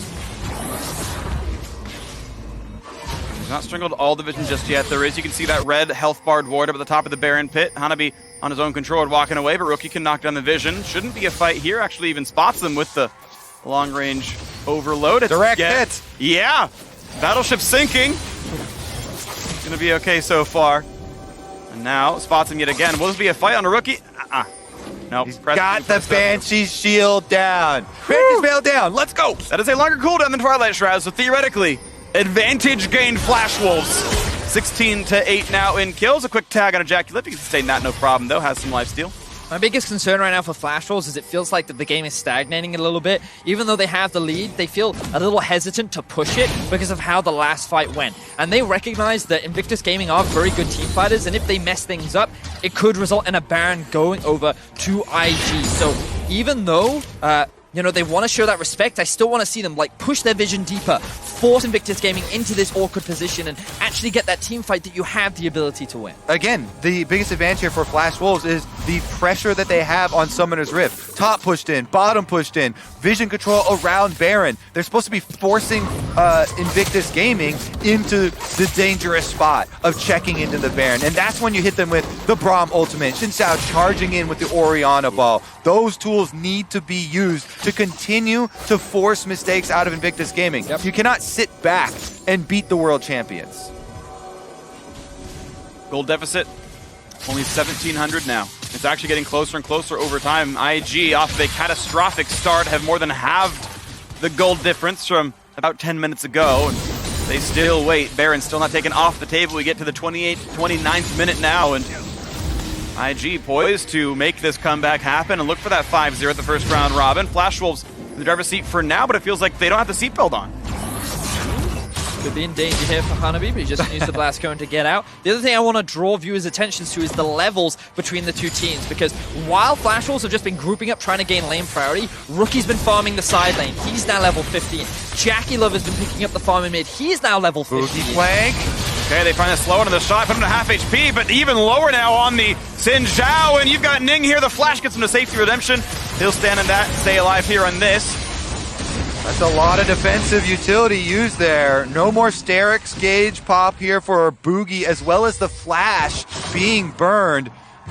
The Shy, meanwhile, on Kennen does have teleport, and they're using the roam up right into the Baron to push it! That was spotted. Now, of course, it is the ward inside the pit, but TPUs, they're going to burn this one down, but they will be attacked just barely in time. Is the Jung's going to get into range? The flash over the wall. The spike's going to land. That's Baron for Invictus Gaming, and here comes the team fight. Slicing Maelstrom over the top. They've picked up one kill already. Traded back, though, as the Akali jumps in for a kill. Another for Jackulov, already onto a triple. He's slaughtering Flash Wolves. He finds the Quadra, and Betty is left alone, his team in shambles! And just like that, Invictus Gaming wipe the map. Baron buff is theirs, and they will push right down mid. Flash Wolves slowed the game down, and Invictus Gaming were using that time to build up their resources, wait for the opportune moment. Boogie, he tried to force the flank, he forced to use his flash, and when he was out of position, the Rise ult came out from Rookie. The rush down of the Baron. Invictus Gaming immediately swing the game heavily back into their control. Again, even with the pace of this game and the Flash Wolves picking up so many kills around the top side, you never felt that Invictus Gaming got worried. And there, they flip the switch. Rise ulting into the Baron. They force it down so quickly, and then winning the team fight after. Now they have the game in their hands. The Shy putting his life down for the carry. Puts on the ult. He says, I'll crowd control everyone. I'll donate plasma, all these stacks. Go for it, Jackie Love. And he gets that transfusion, picks up 4 kills. And this is just an oversight from the Flash Wolves because they're pinging the red buff. They're like, oh, we can pick this one up, give it over to Betty. But what they don't realize is that the Rise ulti can be used to set up a play into the Baron. Rather does what he can to try and steal this one away. But in doing so, he puts himself in a position that allows the rest of Invictus Gaming to get the collapse. This is where we see Jackie Love just tear through the Flash Wolves members. He's got all of his core itemization needed to deal the damage to just rip through the Flash Wolves lineup. Yeah, the Shy, what's one more death? 0-7. Definitely very well worth it there. And what's 685 damage? Yeah! That is the best 685 damage. At least applying the stuns to set up Jackie Love. And this is one of the terrifying things about Invictus Gaming when you have a lead. For some reason, you're the one that feels pressured into having to make a play. Whereas so many other teams, it feels like that they just slowly bleed out. Invictus Gaming are always looking for an opportunity to come back into the game, and the moment you make that small slip up, they just grab you by the arm and drag you down. Here we go. Flash Wolves looking to answer. Ult by Jackie Love, still knocked out by the Braum. The really good damage comes in. They will find the shutdown. A good shockwave in for either. Flashing and prevent more damage. They've got Rookie in their sights, but in comes Ning now, putting his face in the front. And now you've got a stun coming out of the Shy. Trying to build space. They will knock down Hanabi. And the rest of the squad running away, though, as indeed Ning did die. As Battleline's ult comes in, but doesn't find a stun. This kill so far is 2 for 1. Favors still towards Flash Wolves. That was huge for Flash Wolves, honestly. The Baron push was coming for their inhibitor turrets, moments away, and they choose their moment. We've been talking about Invictus Gaming still looking for their opportunities, but Flash Wolves here deserve credit. They flash in immediately, take down Jackie Love. They see the AD carry apart from the rest of the team, and they pounce. Yeah, I actually really love this play from the Flash Wolves because Invictus Gaming, they were setting up for this 1-4 play where they were going to push in both top and mid lane, and Flash Wolves just saw the opportunity and went for it. A teleport flank came in from Hanabi. This kind of forced IG to split apart, and in that choke point, it was very easy to get the shutdown onto Jackie Love. Boogie charging in, Shousey flashing for it on the Braum, and they make it worth. Putting a stop to the Baron push is so big for them in extending this game. All right. We're back onto the map now with a bit more of a neutral state at Baron power play. Something like 4,000, though. And Invictus Gaming are now the ones leading. They grabbed the Inferno on the way out as well, so they've really answered those stats on top of everything else. The defending world champions looking at that 5-0 run for the first round robin. The expected result, but definitely not the route people expected in this game. Of course, they still have to close this one out. The chance of it to come back is still here. It's just a bit...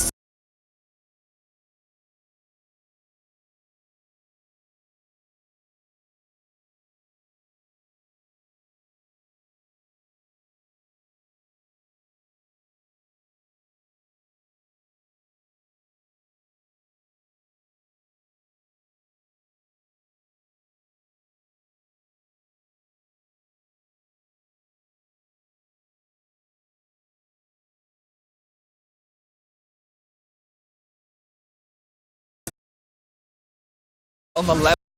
A limited crit on the Kaisa, but has lots of armor, lots of magic just as Ma and the ulti gives you. He's in a good spot. Legend Bloodline fully stacked up. He can sustain through any one of these fights. He can probably even do a pretty good job dueling against the Akali. Elder Dragon spawning in 42 seconds. Just 7 behind that is the Baron. And a split, I think, is actually pretty equal on both sides. They both got pretty reasonable Drakes to amplify, and a full objective trade would not surprise me. Very quick pings from the Flash Wolves are coming out onto where Ning was, meaning that they know they can get full vision control around the bot side of the map, and they actually have priority on the Elder, but with Baron spawning relatively soon, the question is, do Flash Wolves want to take that gamble? So they want to try and trade this Elder for Baron? Maybe it's worth when you're sitting on 2 Infernals. Well, Invictus Gaming kind of making their choices. You can see they move out towards the Baron half of the map. Teleport used by Flash Wolves. They're making this trade. Remember, there is still that 7-second, 8-second desync right there, so this could be this Elder dying before the Baron even comes up. But keep in mind, there is no vision for IG here. This is getting burned down rapidly, and there's no answer by the LPL team. So this will be dropped down, but can they answer Baron in time? The answer is very likely no, but it will be the very simple objective trade. Are they? No, they're not going for the base race. You can't base race Baron. Nope. You cannot base race Baron. Let me repeat one more time. Kobe, I think you could base race Baron. They're not going to. Doesn't matter. No turrets going down. They get the recalls in time. All right, Elder Dragon versus Baron buff. Let's see the showdown here. A little bit of poke.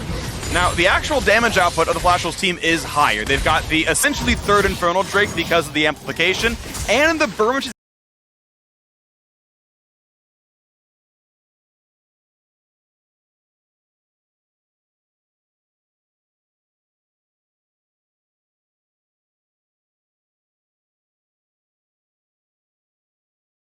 decent right now. The advantage, of course, that IG have is their buff lasts longer, and their minions do more work. So even a holding pattern does help the LPL squad, and we'll see if that does happen here. It also sets up for the potential second Elder Dragon wing condition, which lasts for 5 minutes, has massive amplifications, and if you're able to get to that point, it can really be a way for you to just very easily win the game. But the question is, can Flash Wolves even stall out to get to that point? Yeah, I think if we get to that point, this is definitely going to be the longest game of MSI for sure.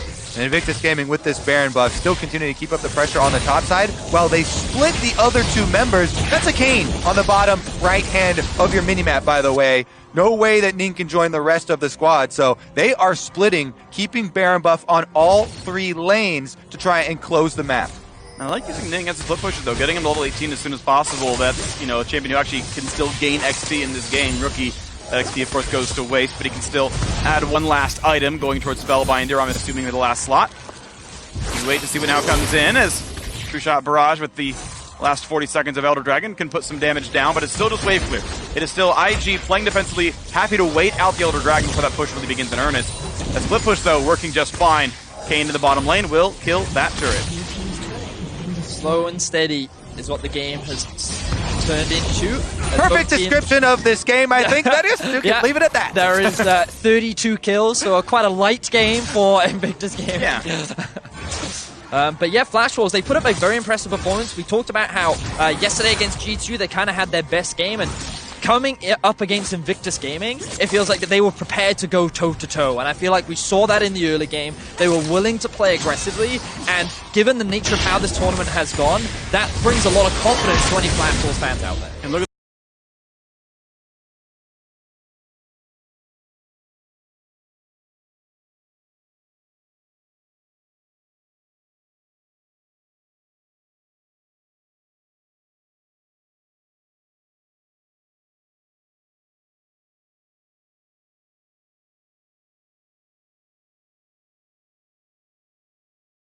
at the Dragon times out, still 1 minute on Baron. It feels like this is, I would expect, the time when IG actually pushes in and strives for inhibitor turrets right there. All right, everybody just on the outside. What you want to do is try and sync up your minion waves, by the way, so that they crack. That's 3 button press, and Boogie's at half HP with Sterix dropped. There's the turret gone now as well, and that means it's an open inhibitor. Still 30 seconds on the Baron buff. That inhibitor should be given away now as the autos keep coming in for the Shy. Yeah, beautiful stuff from Invictus Gaming. They're utilizing what little time they have left of Baron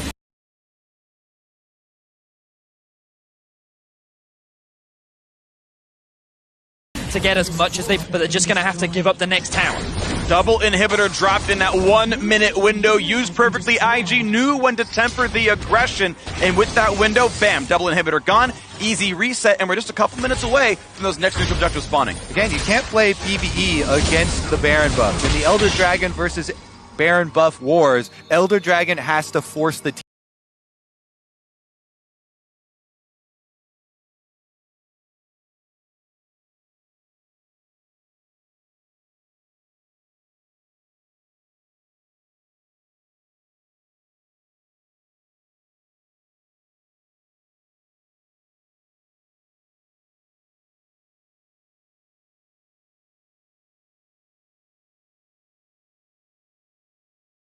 Team fight while they still have their buff. That does not happen. Invictus Gaming plays very safely.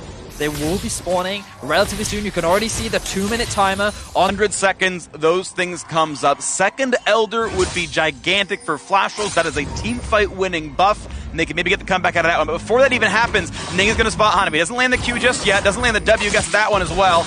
And it's going to be an easy walk away. All right, nice drop to the Twilight Shroud.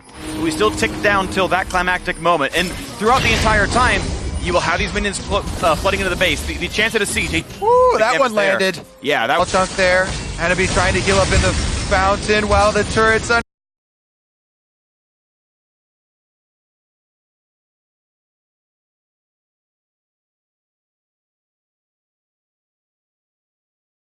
attack. Down to a quarter. They're out of minions. TP flank. This is the big play that Flash was hoping for. Looking for the wards. Now it's about to land. Doesn't get the taunt this time, but finds a knockup. He's still invisible, though. Now looking for the play towards Ning. No, jumps over the wall instead. Hanabi could not find that flank. Could not get it successfully. Out he goes. Instead of clearing the minion wave as IG look to keep the push in. Redemption gets Jackal to full HP, and this turret might fall. How good's the wave clear? Pretty good. It's Orianna after all.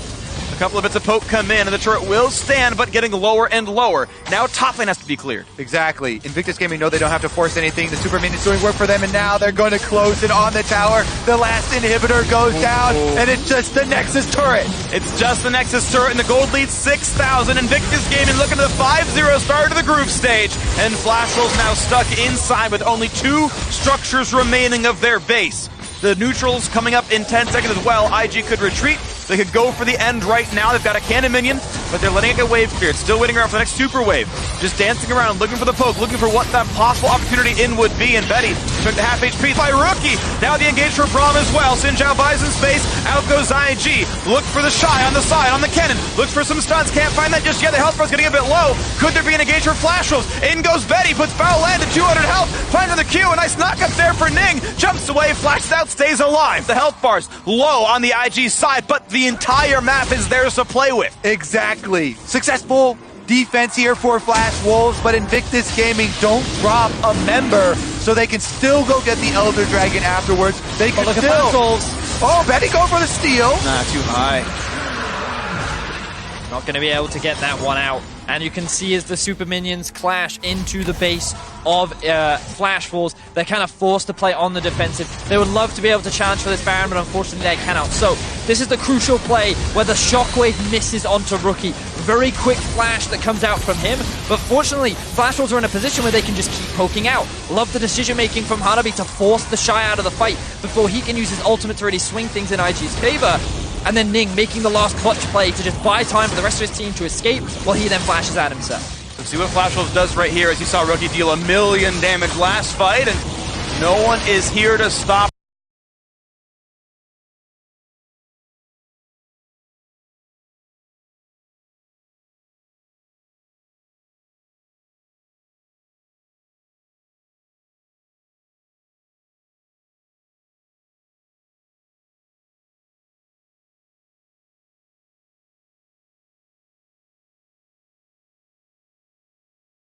For the Shy were used in the last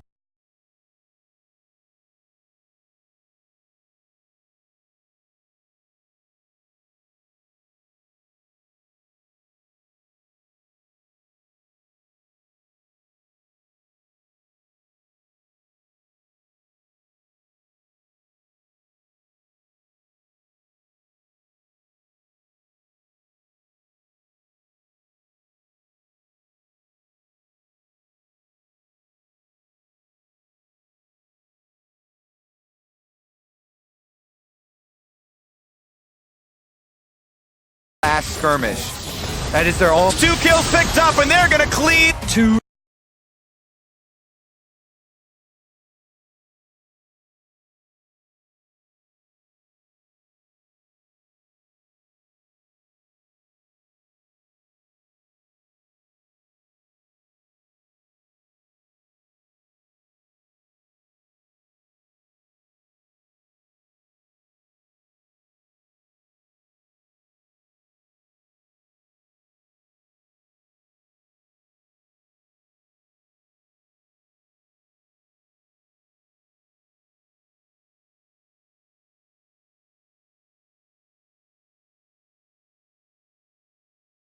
their limit.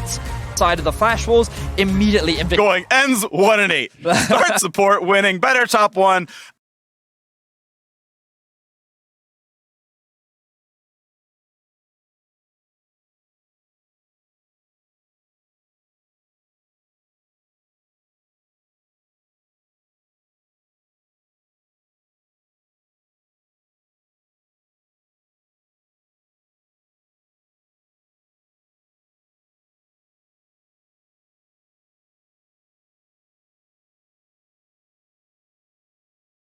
Different approach. I want to hear what the coach is saying.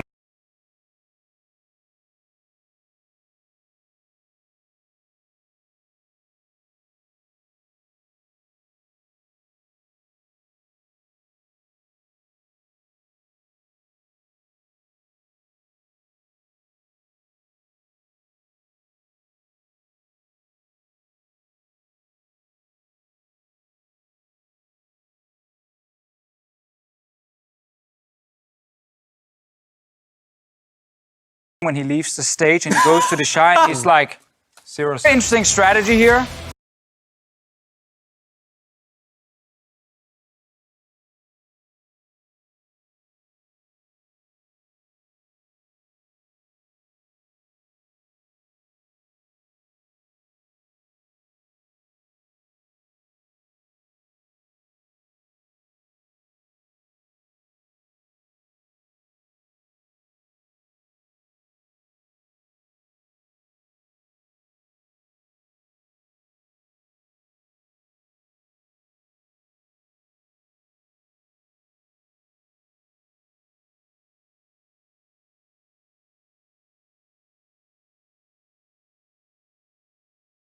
Yeah. Like, what are we doing? But he's We're going right in. The stronger teams, we really want to give it 100%. Like, legitimately, there's always that. This